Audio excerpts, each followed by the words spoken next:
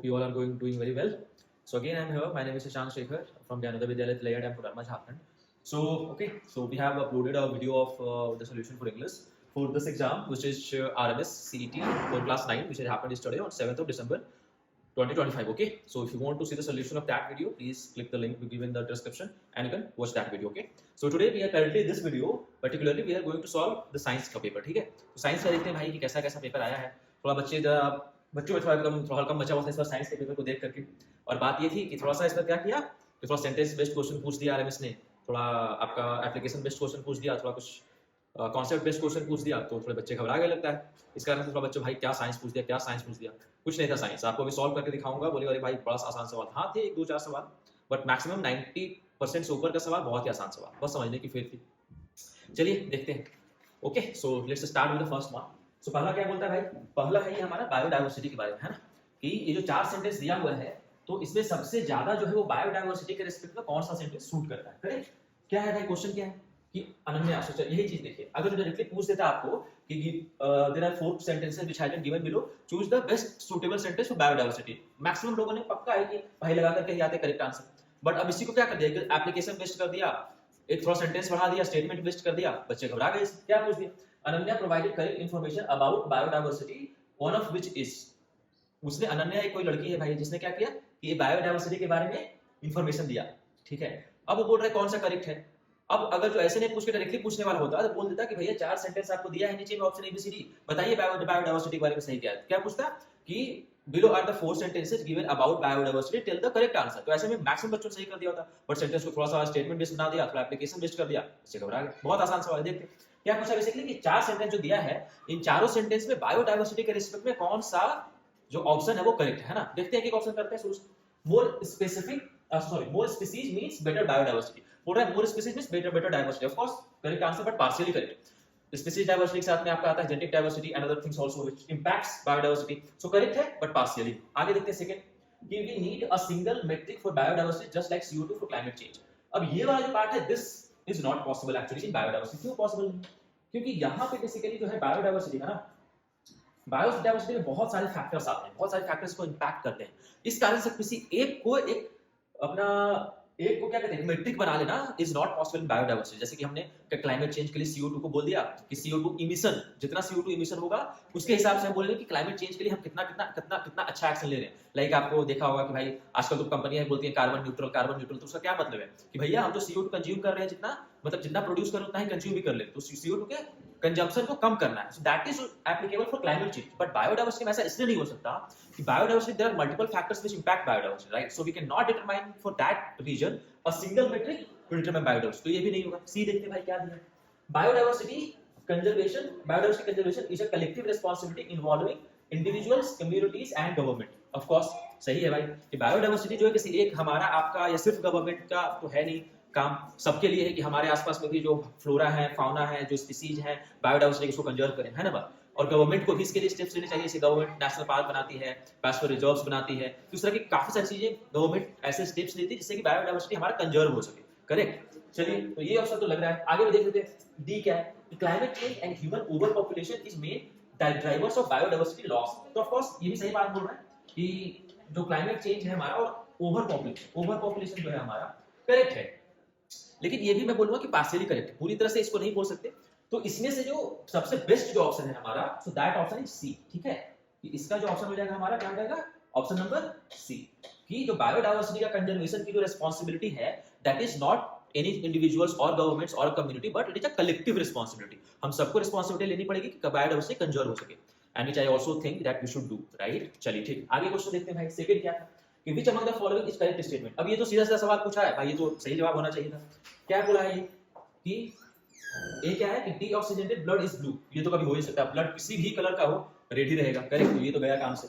आगे देख लेते हैं भाई क्या बोला है कि anaemia is always a sign of iron deficiency. अब बात ऐसा है कि एनीमिया जो है वो क्या है, इससे जो एनीमिया जो बीमारी होती है, so basically due to lack of, so basically blood की जो इसमें कमी हो जाती है तो एनीमिया हो जाता है उसके कारण. तो एनीमिया का एक मेजर रीजन है और सबसे कॉमन रीजन है हमारा कि भाई आयरन डेफिशिएंसी हो गया लोगों में, और ये आयरन डेफिशिएंसी के कारण एनीमिया हो गया लोगों में.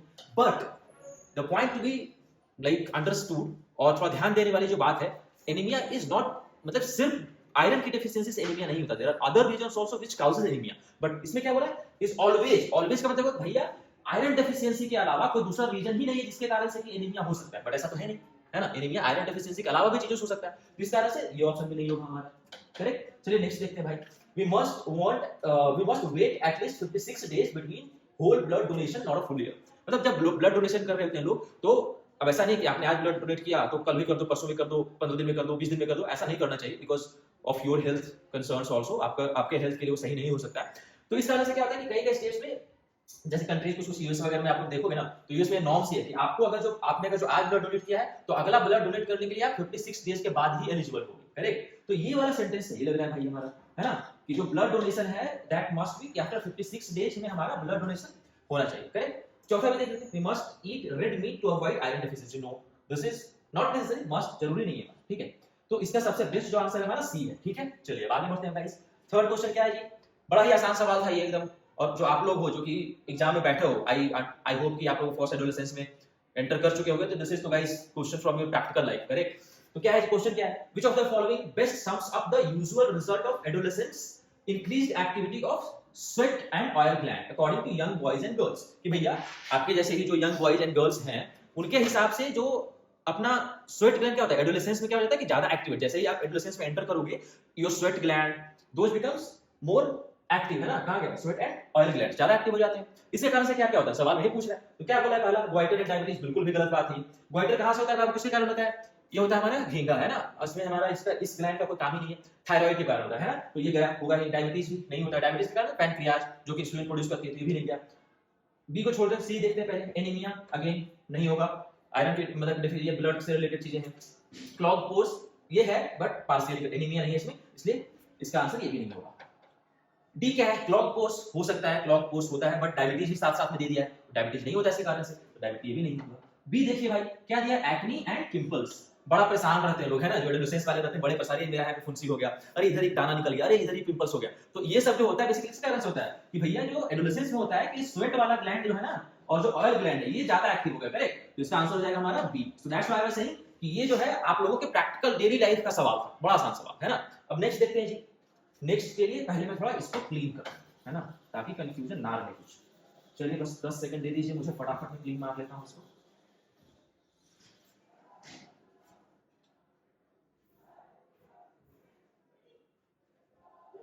चलिए क्वेश्चन नंबर 154 पे आते हैं। क्या है वो कोई 154, which of the following is not correct, which of the following is not correct regarding kharif crops, तो खरीफ क्रॉप्स के रिगार्डिंग कौन सा चारों ऑप्शन में सही नहीं है, है ना जी। तो चलिए देख लेते हैं भाई, ग्रोन ड्यूरिंग मॉनसून, तो भैया खरीफ क्रॉप तो मॉनसून में ही होता है ना, तो रेनी सीजन ये सही दिया है। एग्जांपल्स आर मेज, खरीफ क्रॉप का एग्जांपल है मेज, बाजरा, कॉटन, सब खरीफ क्रॉप का एग्जांपल, ये भी सही है। Examples are wheat, gram and mustard, ये किसका है, खरीफ क्रॉप का नहीं रबी क्रॉप्स का है, तो इसका आंसर क्या हो जाएगा, सी हो जाएगा, क्योंकि बोला है नॉट करेक्ट, तो इसलिए सी हो जाएगा। और ये तो ऑफ कोर्स हार्वेस्टेड इन अक्टूबर नवंबर, तो खरीफ क्रॉप का ही, तो आंसर क्या हो गया हमारा सी। बहुत आसान सवाल। 155 का क्या है कि अब देखिए दूसरा, ये सब तो अभी तक सीधा सीधा डायरेक्ट सवाल था, अब देखिए फिर से स्टेटमेंट वाला है, लोग इसी थोड़ा घबरा गए कि भाई स्टेटमेंट पूछ दिया, लंबा लंबा सेंटेंस दे दिया, ऑप्शन में भी लंबा लंबा सेंटेंस, क्वेश्चन में भी लंबा लंबा सेंटेंस, सब लोग घबरा गए।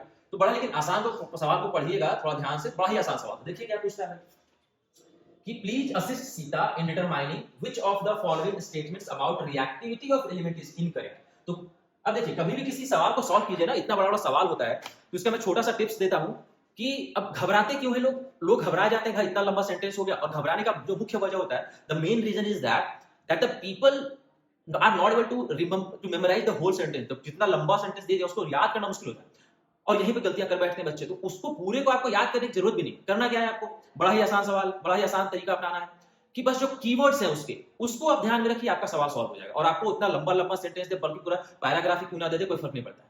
कीवर्ड्स आपको याद है, सीक्वेंसिंग कीवर्ड का बना लिया, आसान सवाल हो जाएगा, ठीक है। तो उसी तरह से देखते हैं भाई कि क्या क्या कीवर्ड्स है इसमें। कीवर्ड्स क्या दिया है, रिएक्टिविटी ऑफ एलिमेंट्स, ये हमारा पहला कीवर्ड है ना, ये हमारा कीवर्ड 1 हो गया, करेक्ट, कि रिएक्टिविटी ऑफ एलिमेंट्स। अगला कीवर्ड क्या हो गया, इज इनकरेक्ट, ये हमारा हो गया दूसरा कीवर्ड, है ना जी, incorrect. This is keyword number 2। तो एक हमारा कीवर्ड क्या हो गया, रिएक्टिविटी ऑफ एलिमेंट, इनकरेक्ट। तो ये 4 सेंटेंस दिया है, these 4 sentences are related to reactivity of elements, right. अब ये तुम्हें पता चल गया कीवर्ड 1 से। कीवर्ड 2 हमें क्या बोल रहा है कि हमें करना क्या है सवाल में, तो करना क्या है कि भाई इन चारों सेंटेंसेज में जो कि हमारा दिया हुआ है रिएक्टिविटी ऑफ एलिमेंट्स से रिएक्शन में उनमें इनकरेक्ट कौन सा, यही बताना। बड़ा ही आसान सवाल, तो इतना लंबा सेंटेंस है, कितना भी लंबा है कोई फर्क नहीं पड़ता है, स्टेटमेंट दे दे, एप्लीकेशन दे दे, क्या ही फर्क पड़ता है। आपने कीवर्ड आइडेंटिफाई किया, क्या करना है वो पता किया, काम खत्म हो गया। देखते हैं भाई ऑप्शंस क्या क्या दिए। क्या दिया पहला सवाल जी, इनकरेक्ट है। Calcium reacts with cold water, calcium is a highly reactive element metal, right. तो ये कोल्ड वाटर से बहुत ही आसानी से रिएक्ट करता है ये, तो this is not incorrect, this is correct statement. Okay, second क्या दिया, sodium reaction violently, again calcium sodium बहुत ही ज्यादा रिएक्टिव एलिमेंट्स हैं, ये मेटल्स हैं ये, इसी कारण से सोडियम को क्या करते हैं कि भैया हम लोग इसको कहां स्टोर करते हैं, केरोसिन में। अगर जो वाटर में इसको स्टोर करेंगे, वाटर के साथ बड़ा ये वायलेंटली रिएक्ट करता है, ठीक है। इस कारण से वाटर में नहीं करके हम इसको स्टोर करते हैं ऑयल में। बिल्कुल सही है ये भी सेंटेंस। अभी फ्रांसियम पे आ जाते हैं। फ्रांसियम क्या बोल रहा था मैं कि ये जो ग्रुप में सबसे नीचे होता है, राइट। तो जैसे जैसे नीचे आएगा क्या होगा हमारा कि नंबर ऑफ सेल्स जो किसी भी एलिमेंट का होता है, नंबर ऑफ सेल्स, ये इसको सेल बोलते हैं ना, तो नंबर ऑफ सेल किसी के भी एटम के अराउंड जो होता है, इसके अराउंड क्या होता है, यहाँ न्यूक्लियस के अराउंड जो नंबर ऑफ सेल्स का बढ़ता जाता है जैसे जैसे नीचे जाओगे। अब जैसे जैसे आप नीचे जा रहे हो मतलब क्या हो रहा है, जैसे ये नंबर ऑफ सेल्स बढ़ रहा है तो यहाँ पे क्या है हमारा प्रोटॉन एंड इलेक्ट्रॉन है, राइट। यहाँ पे क्या है हमारा, सॉरी प्रोटॉन, यहाँ पे क्या है प्रोटॉन एंड न्यूट्रॉन, यहाँ पे क्या है भाई हमारा इलेक्ट्रॉन है, राइट। तो ये जो इलेक्ट्रॉन, हम जानते हैं कि इलेक्ट्रॉन जो होता है, the electrons keep revolving in the shell, correct. तो अब वो क्यों सेल में रिवॉल्व करता है, because of interactive forces between this proton here and electron. Because क्या है, प्रोटॉन हमारा क्या होता है पॉजिटिवली चार्ज होता है, इलेक्ट्रॉन क्या नेगेटिवली चार्ज है, तो positively negative force attractive force होगा। अट्रैक्टिव फोर्स मतलब एक दूसरे को जकड़ रहा है ना, अट्रैक्टिव फोर्स। आप अट्रैक्ट करते हो मतलब कि मान लीजिए आप अपने दोस्त को क्या करो, अट्रैक्ट कर रहे हो, पास लेकर आ रहे हो, तो क्या करो, जकड़ रहे हो, फोर्स को एक दूसरे की तरफ लगा रहे हो, तो उसी कारण से ये इसके अराउंड रिवॉल्व करता है। अब इसी फोर्स पे ये इस ऑप्शन का हमारा सब जवाब है ना। तो जैसे जैसे अब देखिए अब क्या होगा, मान लीजिए कि एक इलेक्ट्रॉन इस सेल में, जो हमारा पहला सेल है, अगर मैं नाम लिख दूं तो चलिए इसको के होता है, K shell, L shell, M shell, K L M, and last वाला हमारा हो जाता है एन सेल, है ना जी, लास्ट वाला हो गया हमारा एन सेल। तो जो इलेक्ट्रॉन हमारा के सेल में रिवॉल्व कर रहा होगा, उसके ऊपर में सबसे स्ट्रॉन्गेस्ट इलेक्ट्रो मतलब कि इंटरएक्टिव फोर्स होगा, सबसे स्ट्रॉन्गेस्ट इलेक्ट्रो ये फोर्स लगेगा, इंटरएक्टिव फोर्स लगेगा। अब जैसे जैसे आप के से एल में जाओगे, एम में जाओगे, एन में जाओगे, क्या होगा, फोर्स धीरे धीरे घटता जाएगा। क्यों घटेगा, क्योंकि भैया न्यूक्लियस तो हमारा यही है, लेकिन न्यूक्लियस में जो प्रोटॉन है, फोर्स आ रहा है प्रोटॉन इलेक्ट्रॉन की वजह से, तो प्रोटॉन तो न्यूक्लियस में ही है, तो प्रोटॉन एंड इलेक्ट्रॉन में हमारा क्या डिस्टेंस बढ़ता जा रहा है ना, करेक्ट। अब डिस्टेंस बढ़ता जा रहा है, इसके कारण से क्या हो जाएगा कि हमारा जो फोर्स है that is inversely proportional to the distance between the charges. अगर जो आप लोगों ने पढ़ा होगा तो फोर्स क्या होता है हमारा, क्या होता है, सॉरी फोर्स क्या हो जाता है हमारा Q1 इधर they are directly proportional to Q1 Q2 by R square, है ना जी। तो जैसे जैसे आपका ये R मतलब क्या होगा, ये रेडियस है ना, तो जैसे जैसे रेडियस बढ़ेगा हमारा क्या हो जाएगा, रेडियस बढ़ेगा, फोर्स हमारा घटेगा, inversely proportional, force is inversely proportional to radius. तो अब जो हमारा फ्रांसियम है, अब आते हैं अपने सवाल पे, ठीक है, इतना मैंने थोड़ा एक्स्ट्रा ट्राई किया कि आपको समझाऊं। अब आ जाते हैं अपने सवाल पे। फ्रांसियम जो है क्या है, सबसे नीचे है, मतलब क्या होगा कि इसका जो आउटर मोस्ट सेल का इलेक्ट्रॉन होगा, तो आउटर मोस्ट सेल जो होगा वो दूर होगा, करेक्ट, दूर होगा, तो मतलब कि ये आसानी से इलेक्ट्रॉन को लूज कर सकता है, करेक्ट। इज मेटल है, metal reacts by losing electron, correct, आसानी से इलेक्ट्रॉन को लूज कर सकता है, दैट्स व्हाई ये हाईली रिएक्टिव हो सकता है। तो इसका आंसर क्या आ जाएगा, ये भी करेक्ट है हमारा, option number C is also correct. अब आ जाते हैं ऑप्शन नंबर डी पे, iodine is the highest reactive common halogens. Okay, चलिए अब सेम फंडा जो हमने फ्रांसियम में देखा, सेम फंडा हमारा आयोडीन में भी लगेगा। आयोडीन में क्या है कि अपने ग्रुप के एकदम सबसे नीचे में आता है, ये हैलोजन ग्रुप के सबसे नीचे में आता है जी। तो सबसे नीचे माइनस क्या होगा, सेम यही चीज रहेगा कि इसका भी जो प्रोटॉन जो होना है वो तो न्यूक्लियस पे ही रहेगा, जो इलेक्ट्रॉन है अगेन आउटर मोस्ट जो इलेक्ट्रॉन रहेगा वो दूर रहेगा। बट फंडा चेंज कहां होता है यहाँ पे कि फ्रांसियम क्या, फ्रांसियम एक metal, right, francium is a metal, तो ये रिएक्शन करता है बाय डोनेटिंग इलेक्ट्रॉन्स, करेक्ट। तो जितना दूर होगा उतना कम इसका अट्रैक्टिव फोर्स होगा, आसानी से इलेक्ट्रॉन का डोनेशन कर देगा। अब ये जो नॉन मेटल है वो कैसे रिएक्ट करता है, नॉन मेटल जस्ट इसका उल्टा रिएक्ट करता है bye gaining the electrons, correct. अब आप बताइए कि गेन करना है इलेक्ट्रॉन को, तो कौन गेन करने में हेल्प करेगा, ये जो हमारा न्यूक्लियस के ऊपर में जो प्रोटॉन है पॉजिटिव चार्ज, वही गेन करने में हेल्प करेगा इलेक्ट्रॉन को, राइट।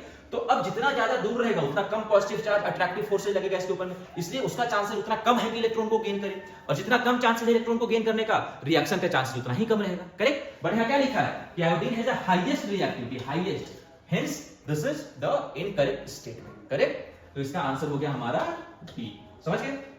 चलिए बहुत बढ़िया। अब आगे आ जाते हैं क्वेश्चन नंबर 156 पे। 156 क्या है बाबू, 156 नंबर क्या है कि Which of the following in your opinion best describes the rolling, sliding and static friction? चलिए एक बार पहले मैं थोड़ा क्लीन कर दूं इसको। कहां गया जी?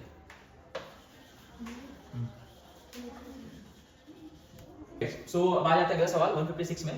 अब अगेन सवाल, ये तो डायरेक्ट सवाल है भाई, इसमें तो कुछ डाउट ही नहीं होना चाहिए। सिंपल सा क्या दिया है जी, रोलिंग फ्रिक्शन आपको दे दिया है, रोलिंग फ्रिक्शन दे दिया है। अरे भाई लग चल जाओ भाई, क्यों गुस्सा हो गए हो? अरे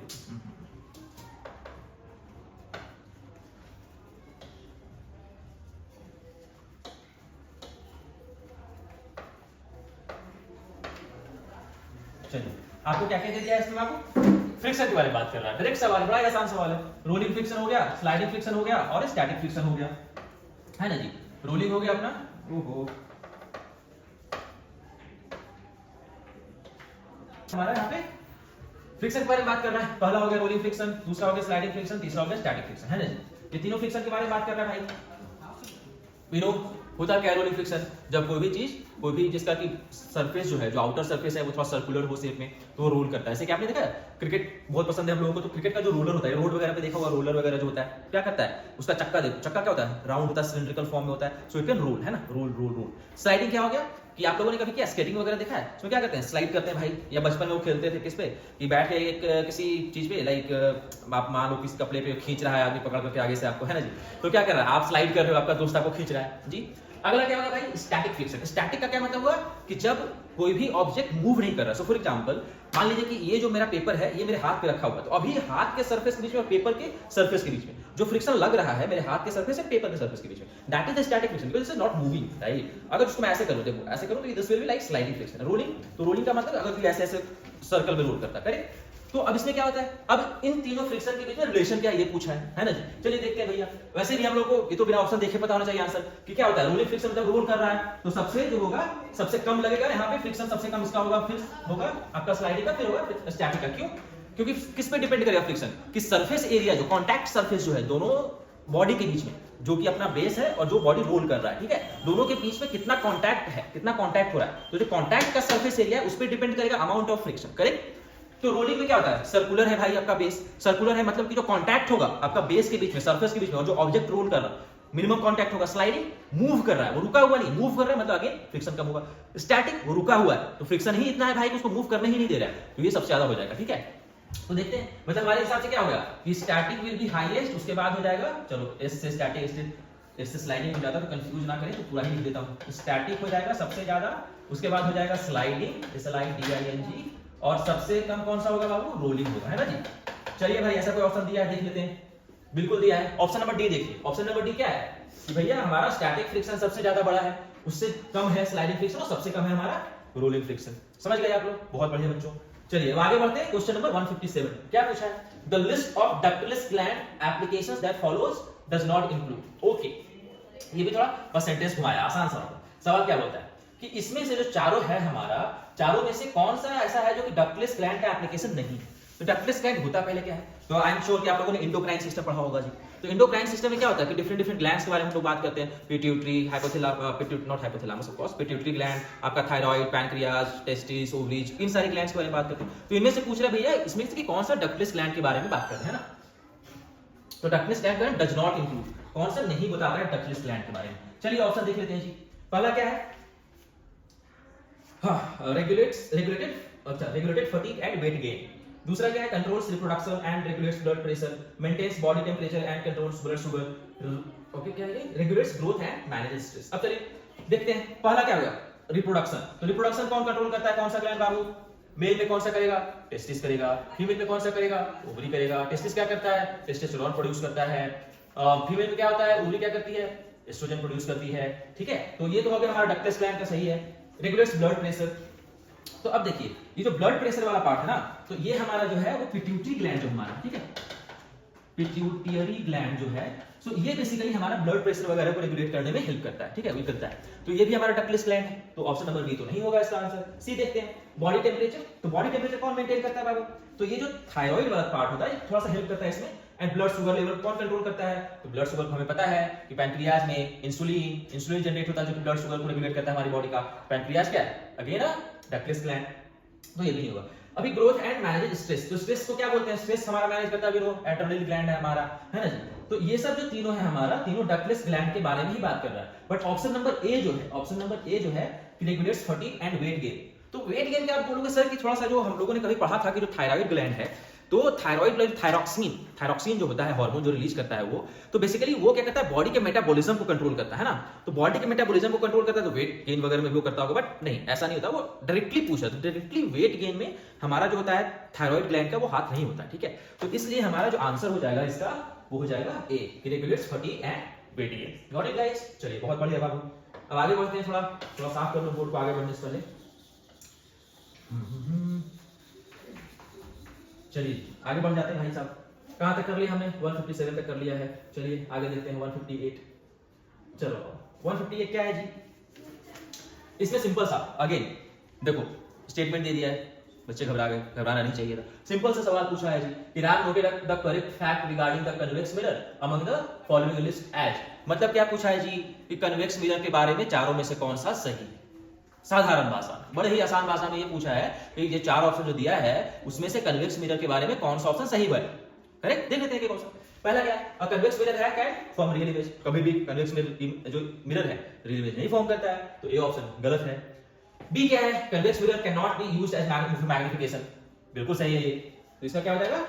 ओके, इसका हो जाएगा हमारा बी नंबर आंसर, ठीक है। बी नंबर हो जाएगा इसका, ठीक है। चलो बाकी का ऑप्शन देख लेता हूं एक बार। सी क्या है? The focal length of convex mirror negative. नहीं सही है। आई डोंट नो कि आप लोगों ने पढ़ा है कि नहीं कि कैसे वो मेजर करते हैं भाई, जो नेगेटिव किधर होगा पॉजिटिव किधर होगा, वो कैसे मेजर करते हैं। आई डोंट नो आप लोगों ने पढ़ा है कि नहीं, पर ठीक है।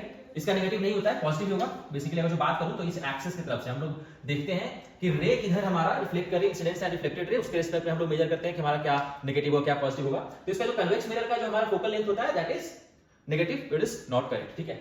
डी क्या हो जाएगा? Convex mirror gives more accurate view of the distance. ये भी सही चीज नहीं बोल रहा है जी। तो इसमें से सिर्फ कन्वेक्स मिरर के बारे में क्या पूछा था कि भैया इस लिस्ट में से कौन सा फैक्ट करेक्ट है, कौन सा फैक्ट करेक्ट है। तो हमारा B number convex mirror can not be used for magnification is the correct fact, ठीक है। चलिए आगे बढ़ते हैं। हाँ जी, अभी देखा होगा क्या पूछा है? Trishul on top of temples has a scientific significance at. So आप लोगों ने देखा होगा कि आपके गांव वगैरह में जो मंदिर हुआ या और भी कहीं देखा होगा आप लोगों ने कि मंदिर का सबसे जो टॉप होता है एकदम टॉप पे जो होता है उस पे क्या होता है? त्रिशूल लगा हुआ होता है। तो लोग नॉर्मली रिलीजियसली उसको ज्वाइन कर लेते हैं उस फैक्ट को, but it is more scientific. Okay, it is more scientific. तो क्या चीज है, क्या साइंटिफिक, क्या रीजन है? पूछो भैया बताओ सर क्या है ये। तो ठीक है चलो बाबू देखते हैं इसको। तो क्या करता है? आप लोगों ने पढ़ा होगा कि ये तो दे दिया आपका इसके ऊपर में कि एक त्रिशूल लगा दिया। अगर जो इसी सवाल को ऐसे पूछ देता कि बाबू एक लाइटनिंग रॉड लगाया हुआ है आपके छत के ऊपर, वो क्या करता है? सेम वही सवाल है ये भी, ठीक है। बस थोड़ा सा एप्लीकेशन डाल दिया इसका। तो क्या करता है देखते हैं जी। एक क्वेश्चन क्या बोला है कि acting as an earthing rod और लाइटनिंग कंडक्टर। चलिए ये वही आपका सही जवाब दे दिया कि बिल्कुल सही है कि अर्थिंग की तरह से काम करता है, ये अर्थिंग रॉड की तरह से काम करता है एंड लाइटनिंग कंडक्टर की तरह से काम करता है ना। आप लोगों के घरों में भी देखा होगा कि सबसे जो ऊपर वाला फ्लोर है वहां पे लोहे का रॉड लगा हुआ होता है, ठीक है। That is for this purpose, earthing and for the lightning conductor, ठीक है। Decorative no. Rain water harvesting कहां से करेगा ये? तो गलत है ये। सोलर इलेक्ट्रिसिटी ऑफ कोर्स नहीं। सोलर इलेक्ट्रिसिटी क्या होता है? सोलर इलेक्ट्रिसिटी के लिए हमें सोलर पैनल लगाना पड़ेगा, तो नहीं होगा। रेन वाटर के लिए अलग से रेन वाटर हार्वेस्टिंग का एक सिस्टम बनाना पड़ता, तो ये भी नहीं। सीधा सा आंसर ए। बहुत ही आसान सवाल। चलिए अब आगे देखते हैं 160। ओके, ये भी थोड़ा स्टेटमेंट बेस्ड है, देखते हैं। Please help Ravi to choose the correct statement about the endoplasmic reticulum found in cell from the list below. Again जो मैंने बोला था भैया कि स्टेटमेंट देखकर घबराना नहीं है, कीवर्ड्स चूज कीजिए। क्या क्या कीवर्ड्स इसमें देखते हैं भाई। पहला कीवर्ड्स हो गया हमारा करेक्ट स्टेटमेंट, है ना जी। पहला कीवर्ड हो गया हमारा keyword 1, this is keyword 1, correct statement. क्या करना है? करेक्ट स्टेटमेंट चूज करना है। दूसरा किसके बारे में करना है बाबू? तो एंडोप्लाज्मिक रेटिकुलम के बारे में बोल रहा है, बात कर रहा है हमारा ईआर के बारे में, है ना जी। तो ये हो गया हमारा कीवर्ड 2। तो अब चलिए इन्हीं दोनों कीवर्ड्स के की हेल्प से हमें सवाल सॉल्व करना है ना। सो बेसिकली एंडोप्लाज्मिक रेटिकुलम क्या होता है? हमारे सेल में होता है, दो तरह का होता है, ACR and ER, smooth endoplasmic and rough endoplasmic. तो एंडोप्लाज्मिक की बात कर रहा है, देखते हैं भाई क्या क्या दिया है सवाल में, मतलब ऑफ कोर्स ऑप्शन है। एक है it is present in all cells, eukaryote, prokaryotes, no गलत है, सब सेल में नहीं होता है। बी क्या हो गया? It consist of a discontinuous membrane system. C क्या दिया है? Protein folding only occurs in the rough ER, the ER involved in lipid synthesis and steroid hormone production. तो ये क्या है जी हमारा सबसे सही जवाब क्या हो गया? 160 का हमारा डी हो गया, है ना। एंडोप्लाज्मिक रेटिकुलम का क्या काम होता है? तो लिपिड का वो प्रोडक्शन में रहता है एंड स्टेरॉइड हार्मोन्स का प्रोडक्शन करता है वो। ये हमने पढ़ा हुआ है, सीधा सीधा ईआर का ये फंक्शन भी पढ़ा होगा आप लोगों ने। तो इसका दोनों का इसका जवाब हो जाएगा सी। अब आप बोलोगे कि सर प्रोटीन भी तो होता है जी, प्रोटीन भी तो करता है, लेकिन प्रोटीन के बाद देखो क्या लिखा है? फोल्डिंग लिखा है बाबू। यहाँ पे ये नहीं लिखा है प्रोटीन फॉर्मेशन। अगर प्रोटीन फॉर्मेशन की बात करता तो ईआर बोल सकते थे, है ना, बट यहाँ पे बोला protein folding which is the next step of protein formation, है ना जी। तो ये नहीं हो करके इसका बेस्ट जो आंसर है वो है डी, है ना, इधर ER is involved in lipid synthesis and steroid hormone production. Got it guys? चलिए बहुत बढ़िया।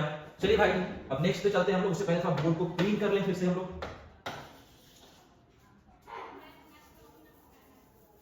बस गाइस 2 सेकंड में फटाफट बोर्ड को क्लीन करते हैं फिर आगे बढ़ेंगे हम लोग। चलिए जी हो गया बोर्ड क्लीन। आगे बढ़ते हैं। कहां तक कर लिया हमने? 160 तक कर लिया। चलिए आगे बढ़ते हैं।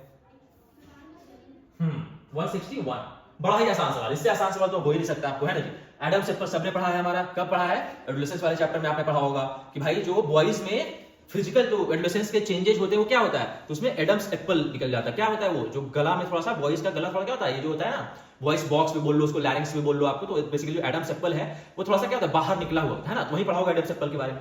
क्या बोला है ऑप्शन? क्या क्या बोला है? रेड एप्पल, क्या मजाक कर रहा है बताओ। अनराइप एप्पल, ये दूसरा मजाक कर दिया बताओ। मैमरी ग्लैंड, नहीं मैमरी ग्लैंड तो होता ही नहीं। सिंपल सा क्या है? लैरिंगियल प्रोमिनेंस, है ना, जो मैं बोला लैरिंक्स की बात नहीं कर रहा था, ये कहां आता है भाई? लैरिंक्स वाले पार्ट में आ जाता है। तो इसका आंसर हो जाएगा डी। बड़ा ही आसान सवाल, बड़ा ही सीधा सवाल। चलिए अब 162 देख लेते हैं जी। फिर से ये थोड़ा सा पूछ लिया है, स्टेटमेंट बेस्ड सवाल है, एप्लीकेशन बेस्ड। चलिए देखते हैं कि Ram's mother explains that eating a banana everyday lowers acidity because. अगर जो आसान भाषा सवाल पूछता तो सिंपल सा सीधा सा पूछ देता कि भैया what are the benefits of eating a banana everyday. But इसको ऐसा नहीं पूछ करके they have twisted the question. RMS वालों थोड़ा दिमाग लगा लेते हैं हर एक बार किसी न किसी पेपर में।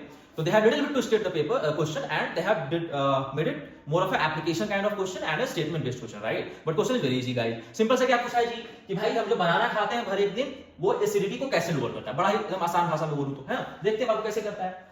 पहला क्या है? Ripe bananas are considered alkaline and low in acid containing natural antacids and pectin that can neutralize stomach acid, है ना जी।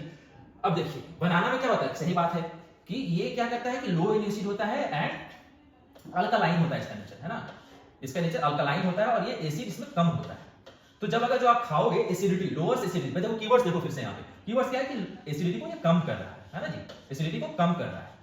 तो अगर एसिडिटी को मुझे कम करना है तो क्या करना पड़ेगा? कुछ ना कुछ हमें अल्कलाइन चीज को साथ डालना पड़ेगा न्यूट्रल बनाने के लिए, है ना। एसिड को कम करना मतलब बेसिकली मैं न्यूट्रल की तरफ आ रहा हूं, तो आप मुझे क्या करना होगा? एक अल्कलाइन चीज डालना पड़ेगा। तो बनाना का जो प्रॉपर्टीज है क्या होता है बनाना? इट इज कंसीडर्ड एज ये अल्कलाइन होता है भैया, है ना, और लो इन एसिड होता है, नेचुरल एंटी एसिड कंटेन करता है ये, एंड पेक्टिन कंटेन करता है ये। दिस इज अ बिल्कुल सही आंसर, है ना। बट बाकी का ऑप्शन देखते हैं कि क्या कर दिया है। It is based that flavour, नहीं भाई फ्लेवर से क्या करूंगा, फ्लेवर हमें खाने में अच्छा लगेगा, एसिड थोड़ी ना कम करेगा मैं, तो ये तो गलत आंसर है। सी क्या है? It helps in digesting the food faster, acts as an activator. No no not as an activator, गलत answer. All of the option नहीं हो सकता बिकॉज़ बी सी हमने देख लिया कि गलत ही भैया। तो क्या हो जाएगा आंसर हमारा? A number option is correct answer. Got it guys? चलो नेक्स्ट, मूविंग टू नेक्स्ट। ये जो सवाल है थोड़ा सा सेंटेंस ना बड़ा एम्बिगुअस दिया है, मतलब कि क्या दिया सवाल कि which among the following are not lustrous non metal. तो कुछ कंफ्यूजन में क्या किया है लोगों ने, कुछ ने कॉपर भी मारा है भाई कि लस्ट्रस नहीं है, बट नहीं होना चाहिए बिकॉज़ कॉपर लस्ट्रस भी होता है। और बेसिकली मारा उन्होंने क्यों है? क्योंकि बोलते भैया ये तीनों जो है आपका नॉन मेटल है, और ये और कंफ्यूजन इसलिए हो गया कि हमारा डायमंड भी लस्ट्रस। लस्ट्रस का मतलब क्या हुआ? कि जो चमकदार हो गया, जो थोड़ा सा चमकता है। तो डायमंड तो भाई कहना है ये खूब चमकता है, इसी कारण से तो भाई ज्वेलरीज में और डायमंड का डिमांड ही कुछ और है।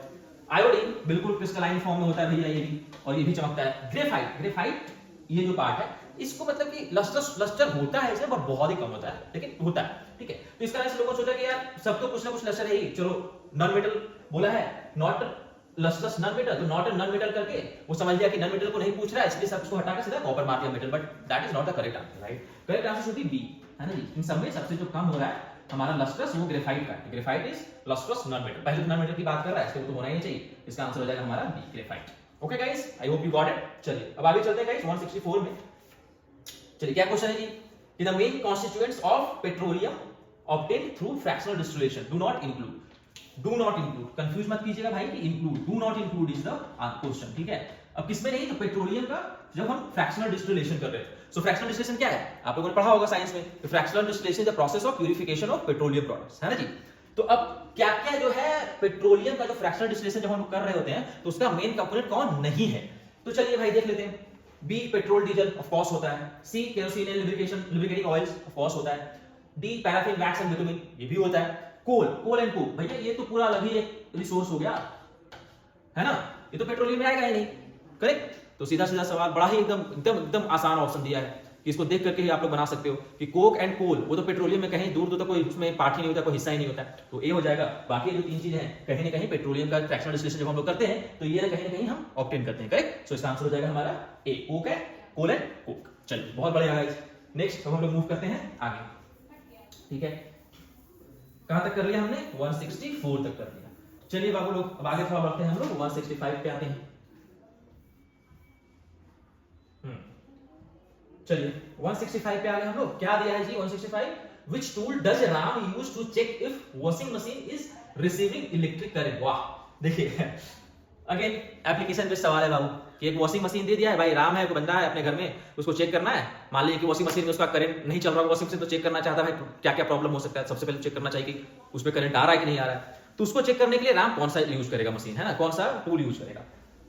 तो हमारा कैलोरीमीटर गलत जवाब, बैरोमीटर गलत, थर्मोमीटर गलत। टेम्परेचर के लिए करते हैं जी, इसको क्या करते हैं हम लोग? प्रेशर के लिए करते हैं। तो हमारा जो करंट मेजर करने के लिए हमारा जो इंस्ट्रूमेंट होता है दैट इज मल्टीमीटर। बड़ा ही आसान सा सवाल, सीधा सीधा एकदम देख करके फटाफट बन जाना चाहिए आपको। देखते चाहे हाँ भाई मल्टीमीटर है, करंट यूज करते हैं, चलो मल्टीमीटर हो गया, खत्म काम। चलिए आगे बढ़ते हैं।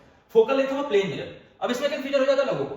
अब वो तो जानते हैं कि half of aperture and double of aperture, इसमें तो कई बार लोग चलिए नहीं भी मारते लोग, लेकिन कर क्या देते हैं इसमें इसलिए नहीं मारते क्योंकि एपरेचर तभी आएगा when you will have a spherical mirror और कर्व्ड मिरर, राइट। तो कर्व्ड मिरर है नहीं, प्लेन मिरर बोला है, प्लेन मिरर पूरा सीधा होता है, पैरेलल होता है, स्ट्रेट होता है। तो इस कारण से ये दोनों तो लोग चलो छोड़ देते हैं, बट कंफ्यूज कर लेते हैं भाई जीरो होगा या इनफाइनाइट होगा, हाँ इसमें कंफ्यूजन होता है लोगों को। तो भाई जीरो इसमें नहीं होगा, इसका आंसर हो जाएगा इनफाइनाइट।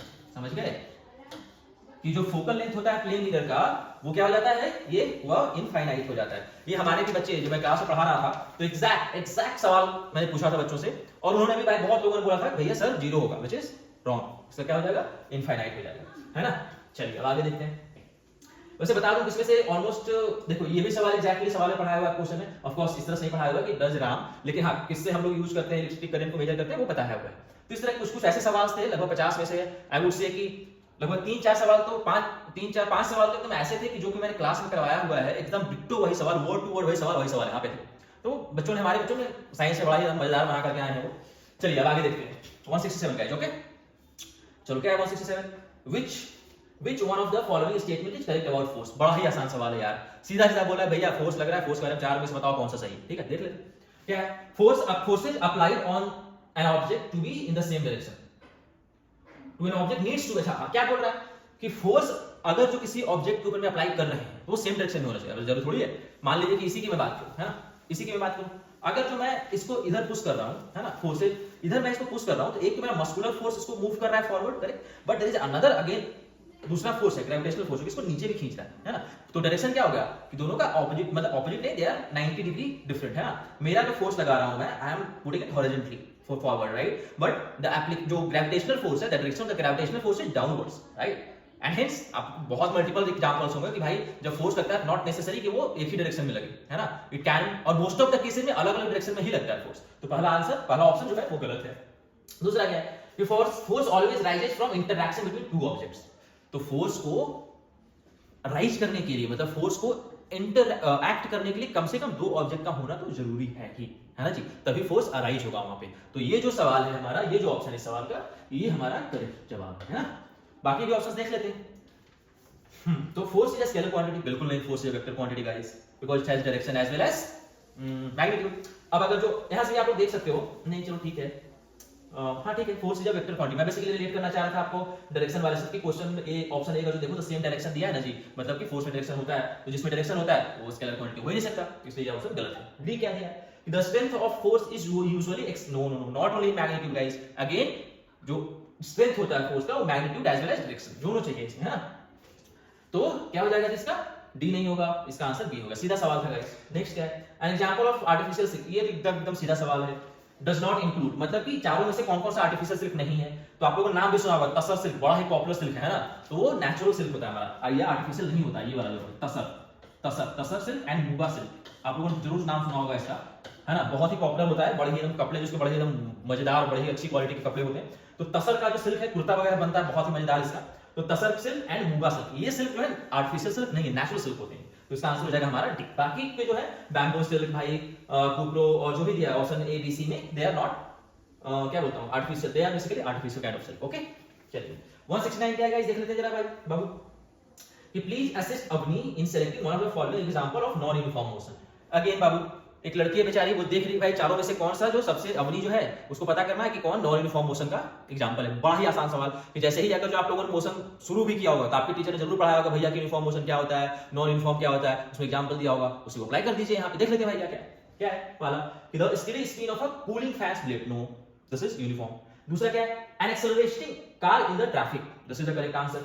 क्यों भाई, कि जो ट्रैफिक है नॉन यूनिफॉर्म क्यों होगा, बिकॉज यूनिफॉर्म क्या होता है कि भाई सेम टाइम इंटरवल में आपका जो डिस्टेंस ट्रैवल किया है वो सेम होना चाहिए। बट ट्रैफिक है, थोड़ा समझिए कि भीड़ भाड़ वाली जगह है आपको, तो वहां क्या हमेशा गाड़ी में ब्रेक लगाना पड़ता है, जब थोड़ा जगह मिला तो एक्सेलरेट करो, ब्रेक करो, एक्सेलरेट करो। इस कारण से the car can not travel same amount of distance in a same time period, right, that's why this would be an example of a non uniform motion। चलिए आगे क्या देख लेते हैं एक बार, airplane flying at a constant speed. अब जैसे ही कांस्टेंट स्पीड की बात कर दी, देखो इसमें कीवर्ड क्या है, कांस्टेंट, जैसे ही कांस्टेंट का बात करा भाई हमारा यूनिफॉर्म हो गया ये, है ना।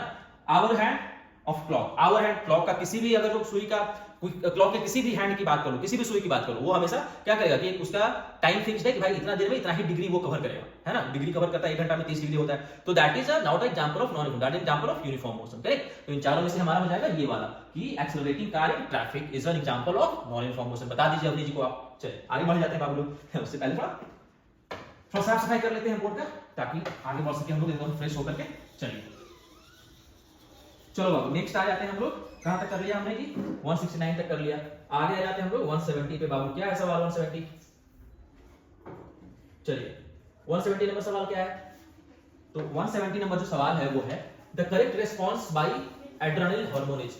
बहुत ही आसान सवाल, सीधा सीधा सवाल पूछा हुआ है कि एड्रेनलिन हार्मोन का क्या रिस्पांस होता है। नाम भी सुना होगा आपने कि निकनेम एड्रेनलिन हार्मोन को क्या बोलते हैं, फ्लाइट और फाइट हार्मोन। पहला ही ऑप्शन दिया हुआ है आपको, वही करेक्ट जवाब है आपका, क्या हो जाएगा कि फाइट और फ्लाइट, है ना जी। The correct response by adrenaline hormone is fight और फ्लाइट, मतलब कि लड़ो या भागो, मरो नहीं, लड़ो या मरो नहीं, लड़ो या भागो, है ना जी। तो इसका हो जाएगा ए नंबर।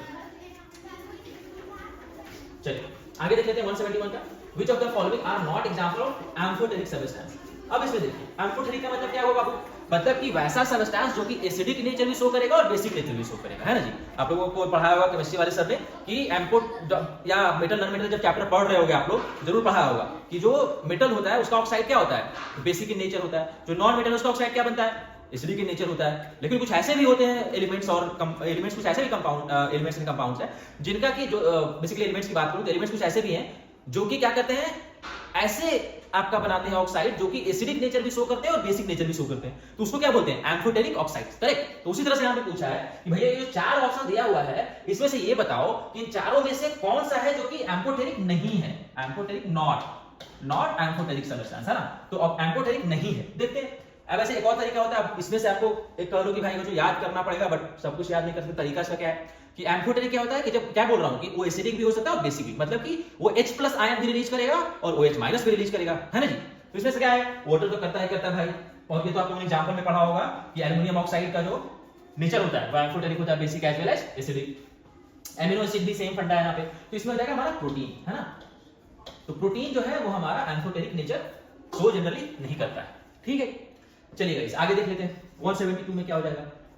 और वैसे चलिए 172 क्या है, which of the following examples must be included in reversible physical changes list. Okay, आप लोगों ने पढ़ा होगा, क्या पढ़ा होगा कि reversible changes and non reversible changes. Reversible changes क्या होता है कि कोई भी ऐसा चेंज जिसको कि दोबारा जो ओरिजिनल फॉर्म में था उसको एक नया फॉर्म दिया, बट अब अगर जो न्यू फॉर्म मैंने दिया है उसको फिर से पुराने वाले फॉर्म में लेकर जाना चाहूं, then I could do that, right. So though that is called your what, reversible change. Non reversible क्या होता है कि एक बार मैंने किसी कुछ कर दिया तो भाई उसको मैं नहीं कर सकता चेंज, है ना। चलिए फॉर एग्जांपल कि आपने किसी को थप्पड़ मार दिया, एक उसको वापस नहीं ले सकते आप, तो that is a kind of example of क्या, इररिवर्सिबल। बोलते हैं ना एक कि आपने कि हमारा जो बोली भी होता है कि एक बार अगर जो आपने कुछ बोल दिया, you can not take your words back, so that is a kind of example कि वो क्या हो जाएगा, इररिवर्सिबल। रिवर्सिबल की बात अगर जो करें तो रिवर्सिबल का एक कॉमन एग्जांपल क्या हो सकता है कि भैया हमने क्या किया, पानी लिया, पानी को क्या किया, फ्रिज में डाल दिया, फ्रीजर में आपने डाल दिया, लगभग बहुत ही कम टेम्परेचर 0 डिग्री पे ले गए, बर्फ बन गया वो, है ना। अब उसी बर्फ को निकाल करके थोड़ा सा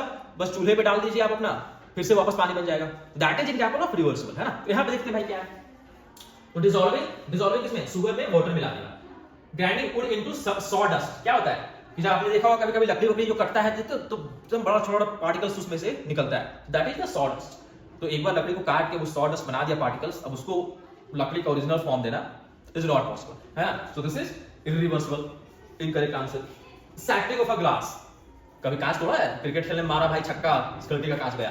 तो खिड़की का कांच जो टूट जाता है, आप कितना भी कोशिश कर लो उसका कुछ ना कुछ पार्टिकल जो है वो आप नहीं जोड़ पाओगे उसको, correct. So that's why that is also an irreversible example of an irreversible change. Last क्या हो गया? Shredding paper. श्रेडिंग मतलब पेपर को बहुत ही छोटे छोटे टुकड़े में काट देना। मशीन आता है एक श्रेडर, श्रेडर में डालते हैं पेपर को, तो उसका काम ही होता है कि हम बर्बाद कर देना पेपर को, तो उसको भी हम रिवर्स नहीं कर सकते। इसमें क्या हो जाएगा जी? Dissolving water into sugar into water, है ना। इसको हम रिवर्स कर सकते हैं। तो इसका आंसर हो जाएगा हमारा 172 का ए। चलिए 173 देख लेते हैं बाबू। हाँ, क्या दिया है? Aeroplane while flying in air experiences which type of friction. अब बताइए कि जो फ्लूइड्स है, फ्लूइड्स जो फ्रिक्शन लगाते हैं उसको क्या बोलते हैं? उसको बोलते हैं ड्रैग, है ना जी। तो ड्रैग जैसा कुछ दिया है क्या इसमें? देखते हैं भाई, बिल्कुल दिया है आपका ऑप्शन नंबर बी, है ना। सो बेसिकली बोला क्या है कि कोई भी जब हवाई जहाज उड़ रही है, when a aeroplane is flying out in the sky, तो what kind of friction will experience. तो उस पे जो फ्रिक्शन लगाएगा वो लगाएगा कौन? पहले ये सोचिए, कौन लगाएगा भाई? तो जो एयर है उसके अराउंड वही लगाएगा। Air is a kind of fluid, तो फ्लूइड कौन सा फ्रिक्शन लगाता है? ड्रैग फ्रिक्शन लगाता है। That's why answer would be option number B which is drag friction. Okay guys, बड़ा ही आसान सवाल, बड़ा ही आसान सवाल। चलिए अगला देख लेते हैं बाबू। Which of the following is not made of using natural gas? Okay, तो natural gas का यूज करके इन चारों ऑप्शन में से क्या नहीं बना? ठीक है, प्लास्टिक बन सकता है, फर्टिलाइजर बिल्कुल बन सकता है, सिंथेटिक फाइबर्स बन सकता है, glass bottles can not be made using natural gases. Glass किससे बनता है? ग्लास बनता है हमारा सिलिका से, है ना जी। ग्लास किससे बनता है बाबू? ग्लास बनता है हमारा सिलिका से, है ना। तो that's why the answer will be option number C. Right, चलिए तो 174 अब तक हमने देख लिया। बहुत बढ़िया बॉयज गर्ल्स। तो ओके गाइस, चलो moving to the next question number 175। चलिए भाई चलते हैं क्वेश्चन नंबर 175 पे। क्या है question number 175 Babu? Which of the following is not a characteristics of base? है ना जी। ये जो चार ऑप्शन दिया है, इन चारों ऑप्शन में से कौन सा ऑप्शन बेस के लिए सही नहीं है? एकदम सीधा सीधा सवाल है, कोई घुमाना फिराना नहीं, सीधा सवाल है। देखते हैं options. They are bitter in taste, of course। आपने जब पढ़ा होगा क्लास में एसिड बेस एंड सॉल्ट वाला चैप्टर, तो उस चैप्टर में क्या होगा? बेस का प्रॉपर्टी ही दिखाया गया होगा आपको इसका। Acid is sour in taste and base is bitter in taste, है ना जी। पहला वही दे दिया आपको एग्जैक्टली। ये तो हो ही नहीं सकता। इसमें देखिए क्वेश्चन पढ़िए। क्वेश्चन बोला नॉट, तो होने वाला मत तो सोचिएगा। क्वेश्चन बोला है आपको नॉट, ठीक है, तो ये तो होता है, तो ये ऑप्शन आंसर नहीं होगा। बी क्या है? फिर स्टॉपी, ऑफ कोर्स आप लोगों ने देखा होगा ना, बेसिक बोलते हैं कि जो अपना सोप होता है, डिटर्जेंट होता है, उसको बेसिक होता है। तो सॉपी मतलब क्या होता है? थोड़ा फिसलता है ना। सो दैट्स व्हाई ये भी होता है इसका प्रॉपर्टी, बट हमें ऐसा ढूंढना नहीं है। ये भी आंसर सही नहीं है। They turn red litmus to blue, बिल्कुल सही है। जब आप टेस्ट करोगे इसका लिटमस पेपर पे, तो बेस क्या करेगा? रेड लिटमस पेपर को कहां कर देता है? ब्लू में कन्वर्ट कर देता है। B for base, B for blue, है ना जी। और बेस का लास्ट चीज ई से खत्म हो रहा है, ब्लू का भी लास्ट ई से खत्म हो रहा है। याद करने का बहुत ही छोटा ट्रिक है बच्चों। तो क्या हो जाएगा? ये हो जाएगा हमारा ब्लू। दैट मींस ये बेस का प्रॉपर्टी है, तो ये नहीं होगा। क्या बोला है?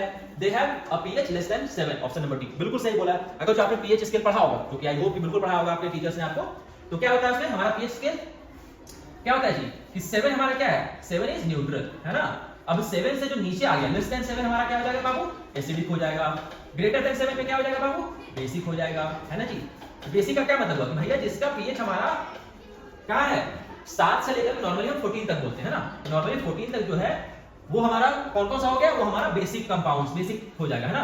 और जिसका कि 0 से लेकर के आपका 7 के बीच में है, वो क्या हो जाएगा? एसिडिक हो जाएगा इन नेचर। और जो 7 से बड़ा और 14 तक में जो जिसका भी है आपका पीएच स्केल पे रीडिंग, वो हो जाएगा हमारा एसिडिक इन नेचर। तो क्या बोला है? They have a pH less than 7। Less than 7 means क्या? व्हाट? This is acidic. तो इसमें क्या बोला है? Not correct, not a characteristic. तो that's why B will be the answer, this is not a characteristic of a base. Correct, बड़ा ही आसान सवाल, बड़ा ही सीधा सवाल है, एकदम बिल्कुल सबका सही होना चाहिए था गाइस। चलिए आगे देख लेते हैं बाबू। 176 क्या बोला है? Which among the following is not a type of asexual reproduction? Again इसमें क्या है जी कि नॉट ढूंढना है कि एसेक्सुअल रिप्रोडक्शन का प्रॉपर्टी कौन नहीं है, है ना। तो एक बडिंग, बिल्कुल बडिंग होता है, किसमें होता है? हाइड्रा में होता है जी बडिंग। एसेक्सुअल रिप्रोडक्शन का आपने एग्जांपल में पढ़ा होगा, तो ये सवाल भी तो बिल्कुल ही मतलब कि इस सवाल का गलत जवाब है ये। रीजनरेशन अगेन बाबू किसमें होता है? ये एसेक्सुअल रिप्रोडक्शन का ही टाइप होता है ये, तो ये भी नहीं होगा। फ्रैगमेंटेशन, ये भी एसेक्सुअल में पढ़ा होगा आपने, फ्रैगमेंटेशन एंड रीजनरेशन साथ में पढ़ा होगा लगभग, है ना जी। ये सारा तीनों एसेक्सुअल का एग्जांपल है। अभी जाइगोट फॉर्मेशन, है ना, ये हमारा होता है किसमें? सेक्सुअल रिप्रोडक्शन में। बोला है not a type of asexual means zygote formation will be our answer. Zygote कैसे बनता है बाबू? अगर हम देखें ह्यूमंस की बात करें तो आप लोगों ने पढ़ा होगा सेक्सुअल रिप्रोडक्शन में क्या होता है कि जब ह्यूमन का male germ cell which is ova और एग जो हम लोग बोलते हैं, और sorry female germ cell, I am so sorry guys, female germ cell जो है ओवा या एग जो हम लोग बोलते हैं, वो जब आती है और हमारा इधर से मेल जर्म सेल जाता है स्पर्म, जब वो दोनों मिलते हैं आपस में, कहां मिलते हैं बच्चों? कहां होता है फर्टिलाइजेशन? फैलोपियन ट्यूब, है ना? जब वहां पे मिलते हैं, जब दोनों का फर्टिलाइजेशन होता है, देन हमारा क्या होता है? जायगोट बनता है ना जी। Male gamete and female gamete के फर्टिलाइजेशन से जो बनता है उसको क्या बोलते हैं? जायगोट बोलते हैं।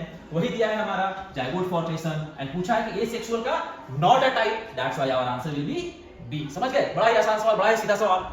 चलिए बच्चों आगे देख लेते हैं। Ravi knows that vaccine is made up of. सीधा सवाल क्या है कि वैक्सीन किससे किससे बनता है, आप ये बताइए, बस ये पूछा है। केमिकल्स? नो। वायरसेस? बिल्कुल नहीं जी। ड्रग्स? बिल्कुल नहीं। क्या हो जाएगा? Micro weak micro organism. समझ गए? जैसे पेनिसिलिन वगैरह किससे बनता है? बैक्टीरिया से बनता है ना जी। Which are weak micro organism. तो इसका आंसर हो जाएगा हमारा 177 का बी नंबर। समझ गए? चलिए बहुत बढ़िया गाइस, आगे मूव करते हैं। बड़ा ही आसान सवाल था ये सब, तो आगे मूव करते हैं। Which among the following statement is correct? बड़ा सीधा सवाल है जी कि इन चारों में से कौन सा सही स्टेटमेंट है। चलिए देखते हैं पहला स्टेटमेंट क्या है। पहला स्टेटमेंट क्या है बाबू? पहला स्टेटमेंट है xylem is the tissue responsible for translocation of photosynthesis. No, not a correct answer. Xylem का क्या काम होता है कि वाटर्स एंड मिनरल्स को रूट से लेकर के लीव्स तक पहुंचाना। So this is not a correct answer. B देखते हैं बाबू, xylem transport sugar from the leaves. No, again मैंने बोला जाइलम क्या करता है? वाटर और मिनरल्स को रूट से लेकर के लीव्स तक लेकर के जाता है ना कि लीव्स से वो कुछ लेकर के आता है। Correct guys? चलिए ये भी नहीं होगा। C phloem transports water and minerals. No, phloem क्या करता है भैया? जो हमारा पेड़ के पत्तों ने खाना बनाया, उस खाने को पेड़ तक सब जगह पहुंचाने का काम किसका होता है? फ्लोएम का होता है। लेकिन यहाँ पे क्या बोला है कि phloem transports water and mineral, which is not correct guys. अभी लास्ट देख लेते हैं भाई कि the phloem is the highway for translocating sugar, amino acid, hormones and organic molecules from source to sink. Of course सही है। Phloem क्या करता है जी? जो भी खाना बनाया है तो वो सारी चीजें रहती है, शुगर हो गया, एमिनो एसिड, हार्मोन्स, मतलब ये सारे खाना के अलावा ये हार्मोन्स वगैरह जैसे कि हो गया, तो इसका क्या होता है कि जहां भी खाना जैसे लीफ में बनता है तो लीफ क्या हो गया हमारा? सोर्स, है ना? और जहां इसको पहुंचाना है दैट इज सिंक, तो लीफ से खाना उठाएगा, सोर्स से उठाएगा, सिंक तक पहुंचाएगा। उसी तरह से हार्मोन जहां रिलीज होता है पेड़ में, वहां से हार्मोन को उठाएगा, सिंक तक पहुंचाएगा। That's why the correct answer will be option number D, है ना? एक बार दोबारा पढ़ देता हूं कि the phloem is the highway for translocating sugar, amino acids, hormones and other organic molecules from source to sink. बिल्कुल सही है। चलिए आगे देख लेते हैं बच्चों। क्वेश्चन नंबर 179 क्या है जी? 179 okay, for electroplating steel jewelries which copper, अच्छा with copper the electrolyte used by Ram must be a solution of। बड़ा ही एकदम छोटा सा यार घुमा दिया, बस सीधा पूछने के लिए कि राम बच्चे को ला दिया, मान लो राम ही कर रहा है, तो उसका बोला भाई कि क्या रहेगा। अब देखते हैं इसमें कीवर्ड्स क्या पूछा है, थोड़ा ये समझना जरूरी है इसमें, है ना? क्या क्या बोला? पहले प्रोसेस क्या हो रहा है, तो प्रोसेस हो रहा है हमारा इलेक्ट्रोप्लेटिंग। पहला कीवर्ड हमारा हो गया बाबू, पहला कीवर्ड हो गया इलेक्ट्रोप्लेटिंग, है ना जी? चलिए उसके बाद क्या कर रहे हैं? किसके साथ कर रहे हैं? कॉपर के साथ में कर रहे हैं, है ना? ये हमारा कीवर्ड हो गया 2। Correct guys? The electrolyte used, ये हमारा कीवर्ड 3, है ना जी? कीवर्ड 3 यही आपसे पूछा भी है कि भैया जो हम इलेक्ट्रोप्लेटिंग करेंगे एक स्टील ज्वेलरी का, किसमें?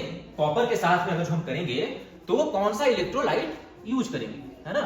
और आई होप कि आप सभी लोगों ने पढ़ा होगा what is electroplating in chemical effect of chemical effect of electric current वाले चैप्टर में आपको फिजिक्स वाले सर ने पढ़ाया होगा, साइंस वाले सर ने पढ़ाया होगा आपको, है ना? इलेक्ट्रोप्लेटिंग क्या होता है कि जो अपना किसी भी मेटल का जिसका मुझे चढ़ाना है लेयर किसी एक दूसरे मेटल के ऊपर में, बेसिकली इलेक्ट्रिसिटी की हेल्प से जो ब्रेक होता है हमारा इलेक्ट्रोलाइट, उसमें से एक के लेयर को दूसरे मेटल के ऊपर चढ़ाना।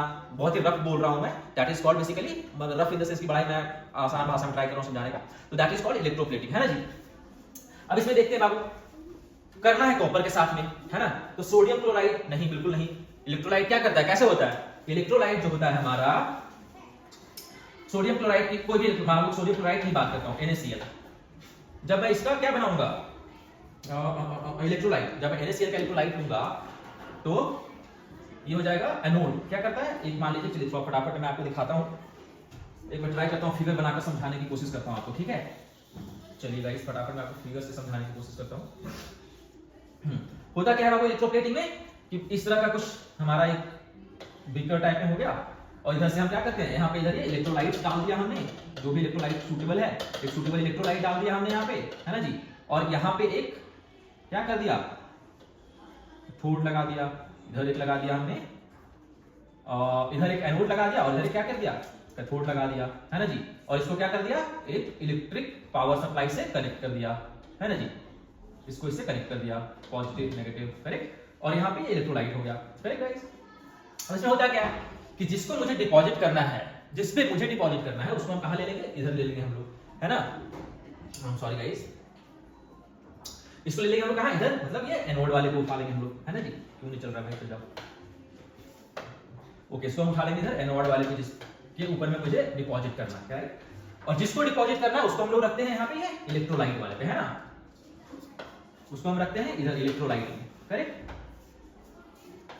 तो इसमें क्या बोला है कि मुझे एक सिल्वर है ना जी, स्टील ज्वेलरी है, सॉरी नॉट सिल्वर, स्टील। तो स्टील ज्वेलरी है जिसके ऊपर कि मुझे कॉपर चढ़ाना है। तो कॉपर चढ़ाना है मतलब कि मुझे इलेक्ट्रोलाइट जो लेना होगा वो किसका लेना होगा, कॉपर का सॉल्ट सॉल्यूशन लेना होगा, right. Electrolyte is always a salt solution, correct. तो इसमें हमें किसका सॉल्ट सॉल्यूशन लेना होगा, कॉपर का लेना होगा। तो पहला हमारा दिया है भाई सोडियम क्लोराइड, सोडियम का सॉल्ट है ये, तो ये बिल्कुल सही नहीं होगा। दूसरा भी दिया भाई सोडियम सल्फेट, अगेन सोडियम का हो गया ये भी गलत है। तीसरा क्या दिया है, कॉपर सल्फेट, कॉपर क्लोराइड, ये दोनों कॉपर का है, लेकिन इसमें से क्या बनेगा, जो हमारा कॉपर सल्फेट है, भाई आ जाओ, जो कॉपर सल्फेट है उसको हम लोग यूज करेंगे एज अ इलेक्ट्रोलाइट, ठीक है। इसका आंसर हो जाएगा हमारा ऑप्शन नंबर बी, ओके। 179 का क्या आंसर होगा गाइस, ऑप्शन नंबर बी। मैंने बहुत ही ब्रीफ, बहुत ही आसान, मतलब बहुत ब्रीफ तरीके से मैंने आपको ट्राई किया है ये पूरा इलेक्ट्रोप्लेटिंग वाला प्रोसेस समझाने का, बट इसका मतलब क्या क्या होता है, कैसे कैसे होता है, सो अकॉर्डिंगली इसका आंसर हो जाएगा हमारा कॉपर हमें चढ़ाना है ज्वेलरी के ऊपर में, तो कॉपर सल्फेट, कॉपर का एक सॉल्ट सॉल्यूशन हमें लेना पड़ेगा as an electrolyte. Got it guys, चलिए बहुत बढ़िया गाइस, बहुत बढ़िया। चलिए आगे बढ़ते हैं बाबू हम लोग, नेक्स्ट हमने कहां तक कर लिया, बहुत अच्छा प्रोग्रेस कर रहे हैं हम लोग, वी हैव डन टिल 180। चलिए फटाफट कर लेते हैं, और 21 सवाल बचा है, फटाफट कर लेंगे हम लोग आज। चलिए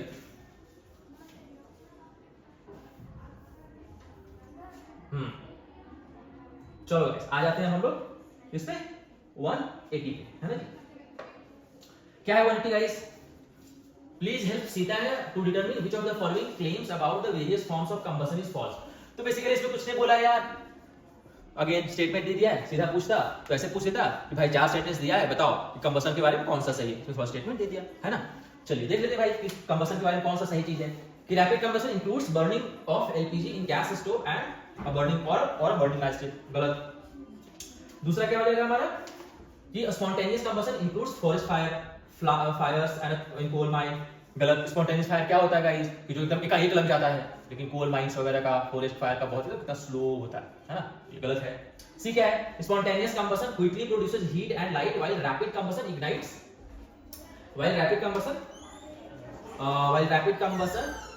without external heat। हाँ बिल्कुल सही चीज है ये चीज, ये क्या हो जाएगा हमारा सी नंबर का सवाल हो जाएगा। डी क्या है, explosive combustion includes fire crackers और डायनामाइट एक्सप्लोजन। अच्छा इसमें बोला है कि ये हमारा फॉल्स स्टेटमेंट निकालना है। मैं सोच रहा हूँ कि भाई मेरे तो ज्यादा करेक्ट स्टेटमेंट दिख रहे हैं, इसमें क्या बोला है, फॉल्स स्टेटमेंट निकालने के लिए। तो ये जो आपका ए बी सी है, स्पॉन्टेनियस कंबशन होगा हमारा, includes, this is an example of forest fire और कोल माइंस का example of spontaneous combustion. Rapid combustion includes the burning of LPG of course, and D हो जाएगा हमारा, ये सही है। तो false क्या है, C वाला, ठीक है गाइस। चलिए बहुत बढ़िया। 181 का देखते थे बाबू, कि which of the following claims about a cell's nucleus is true। तो आपने सेल चैप्टर जो पढ़ा होगा उसमें बिल्कुल आपके टीचर्स ने पढ़ाया होगा, बायोलॉजी और साइंस वाले टीचर ने आपको, कि जो न्यूक्लियस है और सेल का क्या क्या प्रॉपर्टी वगैरह होता है, तो उसमें से हमारा आंसर आ जाएगा। चलिए देखते हैं गाइस, पहला क्या है कि the nucleus is where the protein are made. Okay, दूसरा क्या है, the nucleus is a dynamic control center for the cell involved in DNA replication, transcription of and RNA processing as well as ribosome biogenesis। बिल्कुल सही है ये, है ना जी। ये क्या होता है, प्रोटीन कहां बनता है, हमारा एंडोप्लाज्मिक रेटिकुलम में बनता है, ये हमारा सही है ना, ये हमारा सही है, बी नंबर इसका। सी क्या है, और organisation cell revolve around the nucleus. अब ये तो भाई ज्योग्राफी में घुसा दिया हमें, है ना, इस सब के अराउंड रिवॉल्व कर रहे हैं, ऐसा कुछ करता नहीं सेल में कोई, तो गलत है ये। The nucleus is single central structure, ये भी गलत है। इसका सही आंसर हो जाएगा हमारा 181 का बी नंबर, ठीक है। आई hope you have got it. चलिए अब आगे मूव करते हैं गाइस, अब आगे आ जाते हैं हम लोग 182 पे आ जाते हैं ना। चलो देखिए जरा 182 क्या है जी। हाँ, इसमें भी क्या है कि please assist Rema in identifying which of the following statements regarding nuclear fusion is false. तो जो न्यूक्लियर फ्यूजन होता है, fusion not fusion, nuclear fission जो है उसके बारे में इन चारों में से कौन सा स्टेटमेंट क्या है, गलत है, ये हमें बताना है ना। चलिए देखते हैं कि स्टेटमेंट क्या है बाबू, कि electricity produced through this process is commercially less viable than nuclear fission. Correct है ये, तो इसमें क्या हो जाएगा, पहला तो करेक्ट है। दूसरा, fusion does not produce highly radioactive long lived waste that requires geological scale storage, ये भी सही है। तो ये क्या होगा, ये आंसर नहीं होगा। ए भी सही है, बी भी सही है। सी क्या है, fusion produces almost no green house gas emission during operation making it a carbon neutral energy source, बिल्कुल सही। ये तो भाई हमारा क्या बोलते हैं, क्या बोलते हैं, क्लीन एनर्जी, क्लीन एनर्जी का एक एग्जांपल आ जाता है हमारा न्यूक्लियर फ्यूजन फिजन, तो ये भी क्या हो जाएगा हमारा, करेक्ट है। तो ये भी आंसर नहीं होगा। A fusion reactor could explode like a nuclear bomb, तो ये वाला जो चीज है ना, ये सही है। अब मैं ऐसा क्यों बोल रहा हूं, मैं ऐसा इसलिए बोल रहा हूं कि जो बॉम्ब बनाने का जो एक्चुअली जो स्ट्रक्चर होता है, जो कंपोजिशन होता है, जो उसका कह लो कि आप लोग क्या बोलते हो कि जो इन्वायरमेंट होता है दैट इज कंप्लीटली डिफरेंट, है ना, दैन योर न्यूक्लियर फ्यूजन जहां की हमारा इलेक्ट्रिसिटी प्रोड्यूस होता है। तो इस कारण से दिस आंसर इज इनकरेक्ट, है ना। चलिए अब आगे बढ़ते हैं बाबू, आगे हम आ जाते हैं, कहां पहुंच गए हम, 183 पे, है ना जी। 183 क्या है इसका, 1.1 which of the following is an example of sexual reproduction in plants। तो सेक्सुअल रिप्रोडक्शन का एक एग्जांपल बताना हमारे प्लांट्स में, देखते हैं क्या क्या है। सीड प्रोडक्शन इन मैंगो, पहला ही सवाल सही है जी, है ना, कि seed production is example of sexual reproduction in plants, क्योंकि सेक्सुअल रिप्रोडक्शन होगा तभी सीड बनेगा। आगे बढ़ते हैं, 184 देखते हैं क्या, देख रहे हो क्वेश्चन क्या था, क्वेश्चन कुछ टफ नहीं था, क्वेश्चन बड़ा ही मजेदार था, थोड़ा सा ट्रिकी कर दिया। ट्रिकी कैसे कर दिया, तो भैया आपको क्वेश्चन को थोड़ा पढ़ना था इस बार, डायरेक्ट सवाल नहीं था। तो जिन लोगों ने सोचा होगा कि भाई 15 मिनट साइंस को उड़ा देंगे, फंस गए वो। जिन लोगों ने थोड़ा समय दिया होगा, आधा घंटा 35 मिनट आराम से प्रेम से क्वेश्चन को पढ़ा होगा, ऑप्शंस को पढ़ा होगा, फटाफट आराम से इस पेपर में भी आराम से आप 45 प्लस लेकर आ सकते हैं, 45 प्लस को आराम से लाया जा सकता है ना। चलिए देखते हैं भाई अगला क्वेश्चन, क्वेश्चन नंबर 184, है ना जी। क्या क्वेश्चन बोल रहा है बाबू, क्वेश्चन बोल रहा है हमारा यहाँ पे कि sound plays a vital role in our daily lifes because, so basically अब भाई साउंड का एक प्रॉपर्टी पूछ दिया है कि साउंड का प्रॉपर्टी एक ऐसा बताइए जिसके कारण से कि जो हमारा डेली लाइफ में उसका रोल है इंपॉर्टेंट हो जाता है। तो क्या है, देखते हैं पहला ऑप्शन क्या है, तो sound can travel through vacuum, ये तो होगा ही नहीं, है ना जी। क्यों नहीं होगा, बिकॉज साउंड को ट्रैवल करने के लिए क्या होना चाहिए, एक मीडियम होना चाहिए, and in vacuum there is no medium, sorry in space there is no medium, it is vacuum, so sound नहीं ट्रैवल कर सकता, गलत। दूसरा क्या है, sound waves can not generate heat, this is also wrong, so sound waves is completely capable of generating heat, correct, तो ये भी ऑप्शन नहीं होगा। तीसरा क्या है जी, कि infrasound waves cause cavitation helping to break down contaminants in the liquids, तो ये भी करता है ना। तो क्या हो गया, मतलब ये भी साउंड वेव्स नहीं कर सकता है, आपका क्वेश्चन नंबर सी, है ना। सी क्या है कि infrasound wave cause cavitation helping to break down contaminants in the liquid, तो ऐसा नहीं करता इंफ्रासाउंड वेव, तो ये गलत है। अब देखते हैं ऑप्शन नंबर डी क्या बोल रहा है भाई, ऑप्शन नंबर डी है कि sound waves are used in medical appliances, medical applications. कौन कौन सा मेडिकल एप्लीकेशन है, आपके पास दो ऐसा एप्लीकेशन दिया, कौन सा, पहला दे दिया अल्ट्रासाउंड इमेजिंग, है ना जी, पहला दे दिया आपको अल्ट्रासाउंड इमेजिंग, दूसरा कौन सा दे दिया, स्टेथोस्कोप, राइट। तो आपने देखा होगा, वो डॉक्टर साहब को देखा है ना कि कोई भी थोड़ा बहुत तबीयत खराब होता है तो आ जाते हैं भाई अपना टाई लगाकर स्पेशल वाला, क्या, तो क्या होता है कि दैट इज कॉल्ड स्टेथोस्कोप, और वो किस प्रिंसिपल पे काम करता है, साउंड के रिफ्लेक्शन के प्रिंसिपल पे। क्या होता है उससे कि भाई आपके हार्ट के ऊपर में लगाते हैं डॉक्टर साहब, उसका जो मेन वाला राउंड सा एक शेप होता है वो वाला, और बाकी जो होता है उसका हियरिंग पीस उसको कान में लगाते हैं, है ना। सो that is the stethoscope, sound के ही रिफ्लेक्शन के प्रिंसिपल पे काम करता है, that is one use. Another one ultrasound, आपने सुना होगा कि अल्ट्रासाउंड करवा लिया है लोगों ने, अल्ट्रासाउंड करवाया है कई बार, तो this is the ultrasound imaging. तो इन दोनों मेडिकल एप्लीकेशंस में साउंड का यूज होता है, करेक्ट। सो इसका आंसर क्या हो जाएगा, answer will be option number D, right, option number D is the correct answer guys, got it. चलिए बहुत बढ़िया, आगे बढ़ते हैं भाई साहब, आगे क्या है, क्वेश्चन नंबर 185। 185 नंबर क्या है बाबू, देख लेते हैं एक बार। Please help Mohan to determine which of the following claims about luminous flame is false. क्या बोला है भाई कि मोहन कोई बंदा है, उसको पता करना है कि ल्यूमिनस फ्लेम के बारे में जो चार ऑप्शंस दिए हैं उनमें से कौन सा ऑप्शन गलत है, ठीक है, कौन सा ल्यूमिनस फ्लेम, एंड उसके बारे में क्या है, फॉल्स होना चाहिए, फॉल्स होना चाहिए, है ना। चलो देखते हैं पहला स्टेटमेंट क्या है बाबू, कि when air hole is closed a Bunsen burner produces a luminous yellow flame, this is what, this is true। कैसे ट्रू है, तो एयर होल इज क्लोज्ड, आप लोगों ने देखा होगा अपने घर में वो जो गैस में खाना बनता है ना, गैस में खाना बनता है तो एक बर्नर होता है उसमें, देखा होगा कि जब वो बहुत ही क्लीन, कंप्लीटली क्लीन जब होता है वो बर्नर, तो उससे जो फ्लेम निकलता है that is blue in colour, वहां पे क्या हो रहा है, कंप्लीट कंबसन हो रहा है। लेकिन अगर जो उसी होल में उसका जो गैस वाला जो होल है, चूल्हा का जो होल होता है, if there is some kind of impurities which has blocked the hole, तो क्या होता है कि वो ब्लॉकेज के कारण से लाइक कभी खाना भी गिर जाता है, दाल अगर जो गिर गया उसके ऊपर में, तो क्या हो जाता है कि वो फिर वहां येलो जलना शुरू होता है। क्यों होता है? Because of the lack of, वहां पे जो तुम्हारा फ्यूल होता है वो कम आना शुरू हो जाता है, उसके कारण से क्या होता है कि वो ब्लू फ्लेम नहीं हो करके येलो फ्लेम हो जाता है। तो वही चीज बोला है कि when the air hole is closed, when the air hole is closed, Bunsen burner produces luminous yellow flame. So ये क्या है? ये तो करेक्ट है, बट हमें निकालना क्या है? फॉल्स निकालना है, तो ये आंसर नहीं होगा। अगला देखते हैं। Flames from burning woods are often luminous and yellow, orange from the presence of soot particles। अभी क्या बोल रहा है भाई कि burning woods का जो फ्लेम होता है वो कैसा रहता है? burning woods का फ्लेम कैसा है? तो luminous and yellow और orange है ना जी। तो अभी तो ठंड का मौसम भी है क्या? अभी भाई नॉर्थ इंडिया में तो बड़ा ही ठंड का माहौल आ गया है। उस टाइम पे क्या करते हैं? आप लोगों ने देखा होगा कि लकड़ी जलाकर लोग आग तापते हैं, है ना? तो उसमें फ्लेम कैसा निकलता है? येलो फ्लेम निकलता है। और आप लोगों ने कई बार देखा होगा घर पे भी, रसोई में कभी अगर जो लकड़ी से खाना बनाते हुए देखा होगा किन्हीं को भी अपने घर में, तो उसमें भी कैसा फ्लेम होता है? येलो फ्लेम होता है। तो क्या होता है वो? that is an example of where wood is burning, right? तो wood is burning, then the flame is getting generated is yellow और orange in color। तो क्या है? This is also true। तो ये भी आंसर हमारा नहीं होगा। अब अगला देखते हैं बाबू क्या है कि a candle flame है ना? candle flame is common example of luminous flame, है ना जी? तो बिल्कुल candle flame is an example of luminous flame, ये भी सही है, तो ये भी आंसर नहीं होगा। डी क्या बोला है कि येलो और orange flames are result of complete combustion. ध्यान दीजिए थोड़ा, क्या बोला है? Complete combustion. बट जब भी कंप्लीट कंबशन होता है, हमने देखा है कि जब भी कंप्लीट कंबशन होता है तो कैसा फ्लेम निकलता है? Blue flame. लेकिन क्या बोला है भैया? क्या हम जानते हैं कि कंप्लीट कंबशन होगा तो फ्लेम जो हमारा निकलेगा वो ब्लू वाला फ्लेम निकलेगा, है ना जी? लेकिन यहाँ बोला क्या है कि ये येलो है या ऑरेंज है। So this statement is false. हमें निकालना क्या था? फॉल्स स्टेटमेंट निकालना था।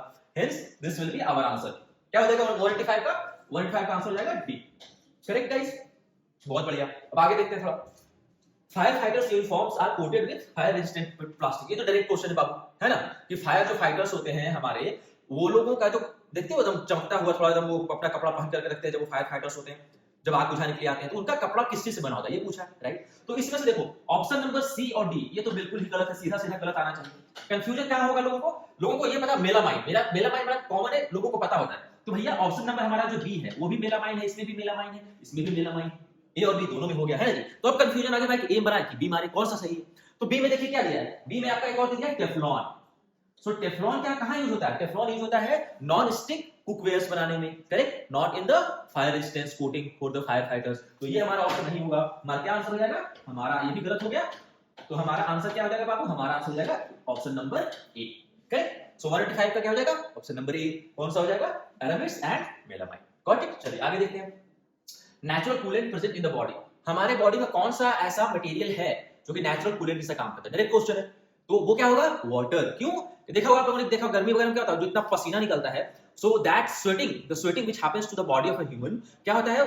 that works as that is to regulate the human body का टेम्परेचर, राइट? टेम्परेचर को रेगुलेट करने के लिए होता है, ऑफ कोर्स इंप्योरिटीज भी निकलते हैं उससे अपनी बॉडी से, बट वो मेजर रोल प्ले करता है हमारे बॉडी के टेम्परेचर को क्या करने में?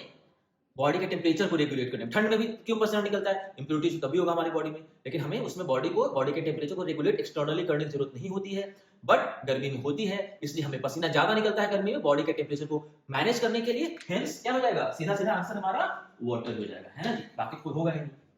चलिए अब आगे देखते हैं भाई, आगे क्या हो गया? 188। बहुत बढ़िया गाइस, कहां तक हमने देख लिया? हमने देख लिया 187 तक। 188 देख लेते हैं बाबू, क्या है जी 188? चलिए अब थोड़ा सा इसको क्लीन कर लेते हैं, नहीं तो कंफ्यूजन हो जाएगा, करेक्ट? चलिए फटाफट मारते हैं, क्लीन करते हैं इसको। और 188 हम लोग देखते हैं क्या है। क्वेश्चन नंबर 188 पढ़िए आप लोग। क्वेश्चन नंबर 188 बाबू होता है, क्वेश्चन नंबर 188 है हमारा कि according to law of period, so basically ये हार्मोनिक लॉ पे है, ठीक है? तो इसका क्या हो जाएगा आपका आंसर? इसका आंसर सीधा हो जाएगा केपलर्स लॉ के बारे में बात कर रहा है, तो केपलर्स लॉ, ठीक है? केपलर्स लॉ जो बोलता है the square of planet, the square, यहां पे देखो square of planets orbital period, that is planet का जो ऑर्बिटल पीरियड का स्क्वायर होता है, that is proportional to what? That is proportional to cube of its semi major axis, ठीक है? So this is basically nothing but Kepler's law के बारे में बात कर रहा है ना? Kepler's law. तो ये हो गया आपका आंसर नंबर, इसका हो जाएगा डी 188 का। 189 पे आते हैं। In certain chemical industry petroleum was separated. तो बेसिकली बात क्या कर रहा है जी कि पेट्रोलियम का जो सेपरेशन का प्रोसेस होता है, पेट्रोलियम को हम लोग किस किस में सेपरेट करते हैं? तो हमारा पेट्रोल बनता है ना, पेट्रोलियम जो क्रूड पेट्रोलियम निकलता है उससे क्या क्या बनता है? हमारा पेट्रोल बनता है, डीजल बनता है आपका। और ये प्रोसेस का क्या होता है? प्रोसेस क्या आपको बता दें, क्या कौन सा प्रोसेस होता है? फ्रैक्शनल डिस्टिलेशन, है ना? जिसमें कि डिफरेंट टेम्परेचर लेवल पे हम डिफरेंट जो कंपोनेंट्स होता है क्रूड पेट्रोलियम का उसको सेपरेट करते हैं, right? So that process is called fractional distillation. तो ये क्या हो जाएगा? This will be a type of physical change, है ना जी, इसका आंसर हो जाएगा ए, फिजिकल चेंज। ओके गाइस, चलिए अब आगे देखते हैं क्या हो गया जी। आगे हमारा है 190, क्या है 190। अब देखो इसमें बस अगेन ये स्टेटमेंट बेस्ड क्वेश्चन है, तो जैसा मैं बोल रहा था कि जब भी थोड़ा स्टेटमेंट बेस्ड क्वेश्चन, थोड़ा एप्लीकेशन बेस्ड क्वेश्चन आए तो बाबू क्या कीजिए, कीवर्ड्स आइडेंटिफाई कीजिए। कीवर्ड्स एक बार आपने आइडेंटिफाई कर लिया, इजीली आप पता चल जाएगा आपको कि भैया इस सवाल में क्या करना है। चलिए करते हैं भाई कीवर्ड आइडेंटिफाई। इसमें क्या बोला है कि when an electric current, when an electric current, पहला कीवर्ड हमारा हो गया इलेक्ट्रिक करंट, है ना। क्या हो रहा है, इलेक्ट्रिक करंट हमारा पास कर रहा है ना जी। इलेक्ट्रिक करंट कहां से पास कर रहा है, passes through a conducting solution. कहां से पास कर रहा है, एक कंडक्टिंग सॉल्यूशन से पास कर रहा है ना। ये हमारा हो गया कीवर्ड 2, ठीक है जी। अब अगला देखते हैं क्या बोला है बाबू। Kaveri notices gas bubbles form on the electrodes. अब कावेरी कोई बच्ची थी जो कि अपना कोई एक्सपेरिमेंट कर रही होगी, उसने क्या नोटिस किया कि जो इलेक्ट्रोड्स है उसके ऊपर में गैस बबल्स फॉर्म हो रहे हैं, gas bubbles. This is our keyword number 3, है ना। और कहां पे फॉर्म हो रहा है बाबू, ये फॉर्म हो रहा है हमारा electrodes. This is the keyword number 4, right. तो अब क्या बोला है, कोई टीचर होंगे, टीचर से कावेरी ने पूछा कि सर बताइए भाई क्यों हो रहा है ऐसा। तो आगे देखते हैं, the teacher clarified the reason for the observation saying that because of, क्या होगा, सीधा सीधा सवाल था, ये भी तो पूरा चैप्टर का नाम ही उठा कर दे दिया है आपको। क्या heating effect, no. Magnetic effect, नहीं, कोई भी काम नहीं मैग्नेटिक इफेक्ट है इसमें। तीसरा केमिकल इफेक्ट। कैसे केमिकल इफेक्ट, कौन सा प्रोसेस हो रहा है आपको, अगर जो मैं कीवर्ड आपने समझा होगा तो कौन से प्रोसेस की बात की जा रही है यहाँ पे, इलेक्ट्रोलिसिस, राइट। इलेक्ट्रोलिसिस नहीं होता है कि हम इलेक्ट्रिक करंट पास करवाते हैं किसी कंडक्टिंग सॉल्यूशन से, जहां की कंडक्टिंग सॉल्यूशन क्या बोलते हैं उसको इलेक्ट्रोलाइट बोलते हैं, जो कि अपने कॉन्स्टिट्यूएंट आयंस में ब्रेक हो जाता है, सॉल्ट सॉल्यूशन होता है, that is a chemical solution. तो यहाँ बात की जा रही है किसकी, आपकी इलेक्ट्रोलिसिस की। तो ये कौन सा हो जाएगा, this will be the chemical effect of electric current, जिसपे कि आपका पूरा का पूरा चैप्टर का नाम ही है ना। So that will be the answer for this question will be option number C, the chemical effect of electric current। चलिए बहुत बढ़िया गाइस, बहुत बढ़िया। आगे मूव करते हैं हम लोग, कहां तक कर दिया हम लोग ने 190। अब बचा हमारे पास सिर्फ 10 सवाल, बस फटाफट इसको भी देख लेते हैं। चलिए चलिए चलिए गाइस, चलिए मूव करते हैं अब आगे थोड़ा। कहां पे 190 तक हमने देख लिया, 191 पे आ जाते हैं, है ना जी। चलिए चलिए 191 क्या सवाल है, 191 बड़ा ही आसान सवाल है, बड़ा ही एकदम डायरेक्ट सवाल पूछा है, ये तो सबका सही होना चाहिए, है ना। क्या है 191 है कि ovum and ex are formed in, एक ही चीज है बेसिकली, इसको देना चाहिए ओवम और एक्स, बट चलिए ठीक है कोई बात नहीं, ओवम एंड एक्स दिया है, सेम चीज है, क्या हुआ, फीमेल गैमेट है। तो फीमेल गैमेट कहां फॉर्म होता है बाबू, सीधा सीधा ओवरी, है ना जी। तो इसका आंसर हो जाएगा ओवरी, करेक्ट। इसका आंसर क्या हो जाएगा, ए नंबर ओवरी, है ना। फैलोपियन ट्यूब में क्या होता है बाबू, फैलोपियन ट्यूब में हमारा फैलोपियन ट्यूब या ओविड, again DC option number same ही है। तो इसमें क्या होता है, फर्टिलाइजेशन होता है। एंड जो डी है आपका पेनिस, वो तो है फीमेल का पार्ट ही नहीं है, फीमेल की रिप्रोडक्टिव सिस्टम का, that is a part of male reproductive system, correct. So the answer will B ovary, है ना। चलिए बहुत बढ़िया गाइस, आगे देख लेते हैं। 192 क्या है, so which human activity in your opinion is the primary cause of greenhouse gas emission। तो चार ऑप्शंस दिए हुए हैं, उनमें से कौन सा ऑप्शन है, कौन सा ऐसा एक्टिविटी ह्यूमन हम और आप करते हैं जो कि प्राइम रीजन हो जाता है हमारा किसका, ग्रीन हाउस गैस के फॉर्मेशन का, है ना जी। चलिए देख लेते हैं बाबू। पहला क्या है, reusing waste products, no, waste product को यूज करना अच्छा एनवायरनमेंट के लिए माना जाता है ना, रीयूज, राइट। चलिए उसके बाद burning fossil fuels for electricity, heat and transportation, C option देख लेते हैं, पहले ऑप्शन देख लेते हैं एक बार। सी क्या है, shopping clothes bag, this is also good for environment, correct. Setting up water saving faucets, ये भी क्या है, this is also good for environment and the climate. इसका आंसर क्या हो जाएगा, ऑप्शन नंबर बी। कि बर्न, जब हम फॉसिल फ्यूल्स बर्न करते हैं तो क्या क्या निकलता है आपका, ग्रीन हाउस गैसेस सारे रिलीज होते हैं, आपका कार्बन डाइऑक्साइड निकलेगा, कार्बन मोनोऑक्साइड निकलेगा। तो ये सब कौन सा, these are the examples of green house gases. और इसके साथ साथ में so that's why option number B, जहां की ग्रीन हाउस गैसेस का एमिशन में ये सब जो एक्टिविटी है वो काउज करता है हमारा ग्रीन हाउस गैसेस का एमिशन, राइट। चलिए बहुत बढ़िया गाइस, नेक्स्ट चलते हैं, राइट। 193 क्या है भाई, 193, please assist Ananya in selecting the correct statement from. चलिए क्या किया है, चार स्टेटमेंट दिया है बाबू उसमें, और कोई अनन्या बच्ची है बेचारी कंफ्यूज है कि कौन सा सही है कौन सा गलत है। चलिए हम लोग हेल्प कर देते हैं थोड़ा अनन्या को, है ना। क्या है जी पहला, क्या प्लांट बेस्ड डाइट्स आर, हमें क्या निकालना है इसमें, करेक्ट स्टेटमेंट, ये बस ध्यान रखिएगा, करेक्ट स्टेटमेंट निकालना है ना। पहला क्या है, plant based diet are nutritionally deficient, incorrect. Plant based diets are also nutritionally not deficient, they are nutritionally good, है ना। तो ये नहीं होगा। बी क्या हो जाएगा, all plant based foods are healthy, तो ये क्या है, नॉट नेसेसरी, सारे plant based foods are not healthy, some are poisonous, some may be poisonous also, some, right. So that's why option number B will not be the answer. Option number C क्या है, plant based proteins is inferior और incomplete, that is also incorrect statement. Plant based proteins are also complete and they are not inferior, है ना जी। अगर जो आप लोगों ने कभी आपके भैया दीदी को जाते होंगे जिम तो उनसे पूछिएगा, तो लोग प्लांट बेस्ड प्रोटीन को आजकल ज्यादा प्रीफर करने लगे हैं, राइट, जो कि हमारा आर्टिफिशियली मेड होता है, so they are basically good for health. तो ये करेक्ट नहीं है आंसर इसका। डी ऑप्शन क्या दिया है बाबू, कि plant based diets provide a lower risk of heart disease, diabetes and certain cancers due to their high fiber, antioxidants and nutrient content and lower level of saturated fat and cholesterol. तो basically इतना लंबा जो sentence दिया है मैं वही बोल रहा था कि ये जो डायरेक्ट पूछा नहीं, थोड़ा सा स्टेटमेंट दे दिया, थोड़ा सेंटेंस दे दिया, बच्चे इसमें घबराने की कोई बात नहीं थी। आराम से आप थोड़ा समय दे देते, इसको 10 सेकंड एक्स्ट्रा बन जाता आपसे सवाल। क्या पूछा था इसमें कि भाई ये डिजीज क्या करता है, लोअर करता है, लोअर्स द रिस्क। किसका रिस्क लोअर कर रहा है, किसका रिस्क घटा रहा है? तो हमारा डिजीजेस का, हार्ट डिजीज का, डायबिटीज का और कैंसर्स वगैरह का, है ना। और क्यों कर रहा है सर? बिकॉज हम जानते हैं कि प्लांट, हमारे प्लांट्स का जो फूड है उसमें क्या होता है, उसमें जो हमारे फाइबर्स हो गए, एंटीऑक्सीडेंट्स हो गए, ये सब क्या होते हैं, हाई अमाउंट में प्रेजेंट होते हैं। Correct, so this answer is correct. तो अनन्या को कौन सा आंसर मारना चाहिए? Option number D, because that is correct, right. तो इसका आंसर हो जाएगा हमारा ऑप्शन नंबर डी। समझ गए बाबू, समझ गए सब लोग? चलिए बहुत बढ़िया, बहुत बढ़िया। चलिए कम ऑन, अब आगे चलते हैं हम लोग। ऑप्शन क्वेश्चन नंबर 194, चलिए मूव करते हैं। क्या है जी? Light dispersion can not, again ध्यान देने वाली बात है, कैन नॉट, है ना जी, can not be used for the following purposes. तो जो डिस्पर्सन होता है लाइट का, वो किस पर्पस में यूज नहीं कर सकते, यही बोला है। तो डिस्पर्सन मतलब क्या हो गया बाबू? कि breaking down of a white light into its 7 constituent colours. आपने पढ़ा होगा विबग्योर वाला, याद कीजिए थोड़ा, है ना, 7 कलर में, रेड, वायलेट सबसे नीचे, रेड सबसे ऊपर। करेक्ट। इसमें क्या हो जाता है कि कुछ इस तरह का, मान लीजिए कि प्रिज्म है हमारा, राइट गाइस, ये एक प्रिज्म हो गया, इधर से व्हाइट लाइट गया भाई हमारा, इधर से व्हाइट लाइट गया, थोड़ा इधर आएगा, इधर से आके फिर ये डिस्पर्स होगा। डिस्पर्स होगा क्या करेगा?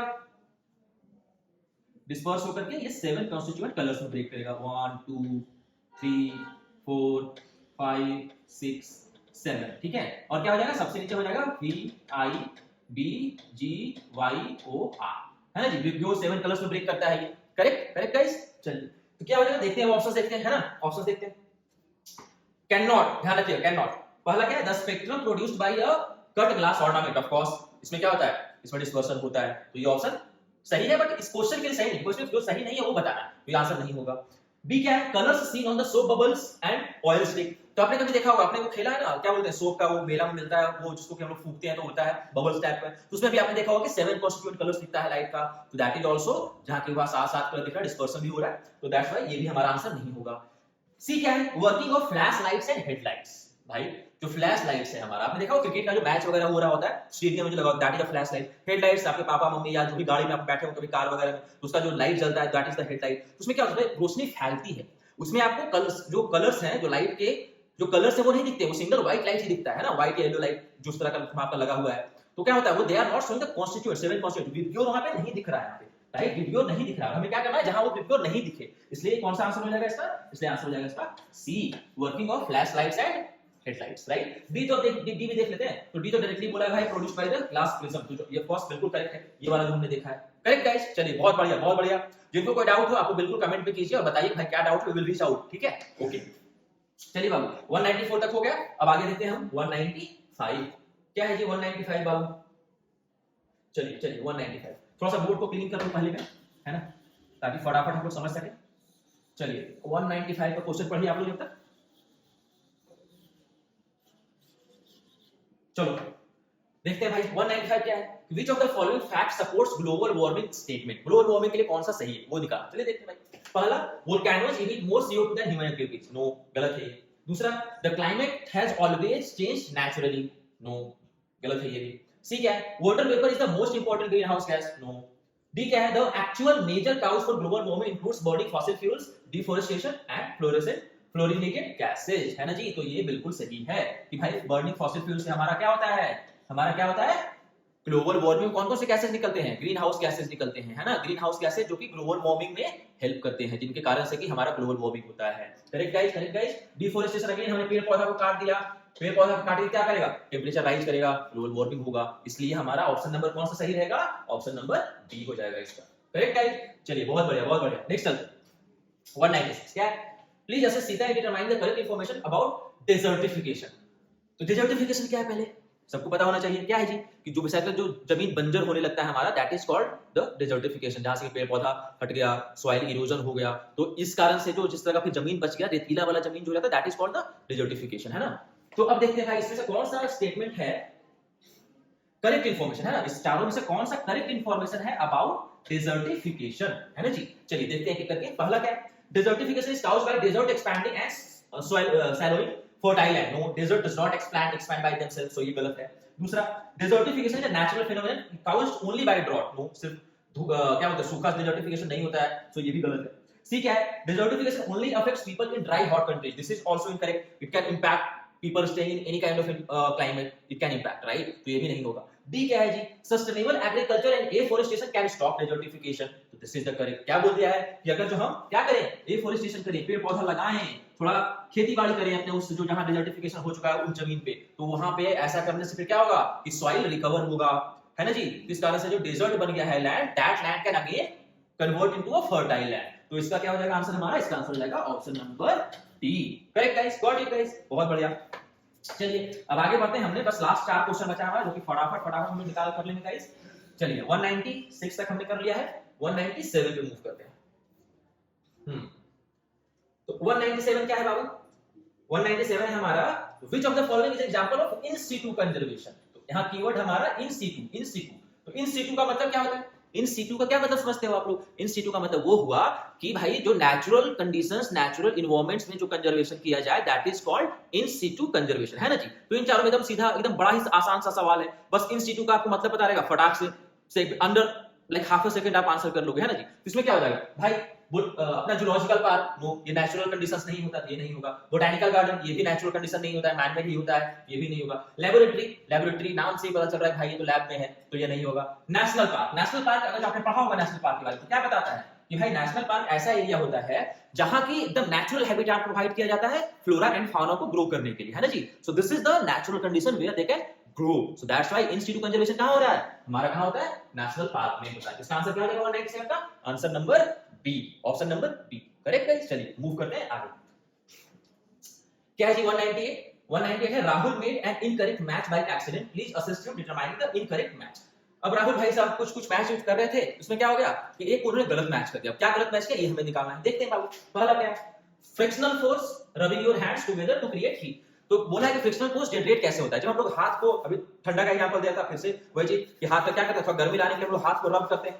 तो रब करने से क्या होता है, आप लोग देखोगे टच करोगे, हाथ उठाओ या हाथ को ऐसे गर्म करके लगाओ चेहरे पे, तो क्या हो जाता है, गर्मी आती है ना. तो क्या कर रहे हैं, this heat is generating due to the friction.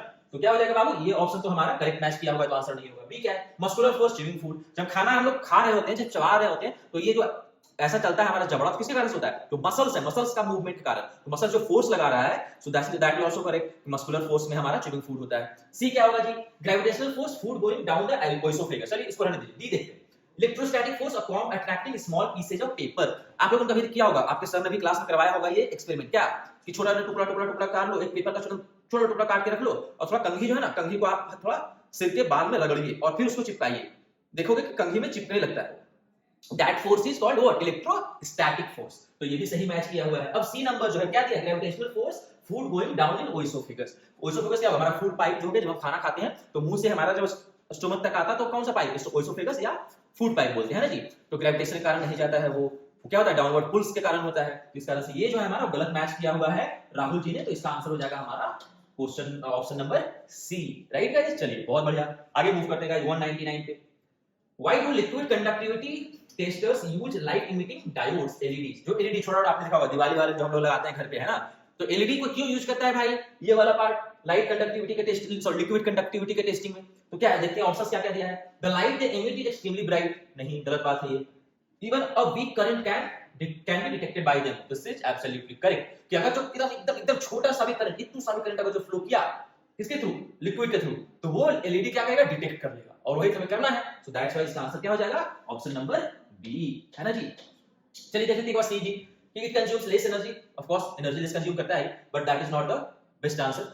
D, they are an electrode type. तो इसका सबसे बेस्ट आंसर कौन सा हो जाएगा, बी, बिकॉज़ एक छोटा से छोटा वीक इलेक्ट्रिसिटी को भी ये डिटेक्ट कर सकता है. That's why we use as a liquid conductivity tester, है ना, लिक्विड कंडक्टिविटी टेस्टर. चलिए बहुत बढ़िया गाइस. अब आ गए हम लोग अपने सबसे लास्ट सवाल पे, जो कि एकदम सबका बनना ही चाहिए, क्योंकि इतना ये भाई पॉपुलर हो गया था कि कहना नहीं, सबको आना चाहिए सवाल. क्या सवाल है, which of the following disease is not a bacterial disease? not a bacterial disease, है ना, not a bacterial disease. पहला क्या है, निमोनिया. दूसरा यूटीआईज. तीसरा टीबी. चौथा क्या, कोविड-19. नाम सुना इसका, कुछ लग रहा है, कुछ दिमाग में घंटी बज रही है क्या? इसको घंटी बजाने की जरूरत नहीं है सर, ये तो ऐसे ही याद रहता है ना जी. तो कोविड-19 किसके कारण हुआ था बाबू, कौन किसके कारण, वायरस के कारण, है ना जी. कौन सा वायरस था, कभी नाम नहीं भूलेंगे इसका सर, कौन सा था, कोरोना वायरस. है ना जी। तो मतलब ये किसके कारण से हुआ था, वायरस के कारण। इसका आंसर हमारा क्या हो जाएगा, option number C. Got it guys, बहुत बढ़िया। तो हम लोगों ने देखा साइंस का पूरा पेपर सॉल्व कर लिया 151 to 200। So as I was saying कि क्वेश्चन जो है साइंस का this time it was not tough, okay, it was not tough, it was little bit tricky. अभी तक क्या करता था एनिमेस, they used to ask direct questions, direct question दिया भाई, यहां ऑप्शन पड़े, चलो खड़ा करके मार लिया। अब इस बार क्या कर दिया, थोड़ा सा घुमा दिया। कैसे घुमा दिया, थोड़ा एप्लीकेशन बेस्ड कर दिया, थोड़ा स्टेटमेंट बेस्ड कर दिया, ऑप्शंस में थोड़ा बड़े-बड़े स्टेटमेंट्स लिख दिए, बच्चे घबरा गए। तो घबराने की जरूरत नहीं थी, सिंपल सा, इसमें थोड़ा अधिक समय दे देते, आप 10 मिनट एक्स्ट्रा डाल देते, 15 मिनट थोड़ा एक्स्ट्रा डाल देते इसमें, जितना आप नॉर्मल पेपर्स में डालते थे, तो आसानी से आप 45 के अराउंड तो स्कोर कर ही सकते थे बाबू। चलिए कोई बात नहीं, आई होप कि आप लोगों ने बहुत अच्छा स्कोर किया होगा आरएमएस में, बहुत अच्छे मार्क्स आए होंगे आपके, okay. So from the next time, so we have solved the English paper also. I will provide the link in the description box, so you can go and watch that video also.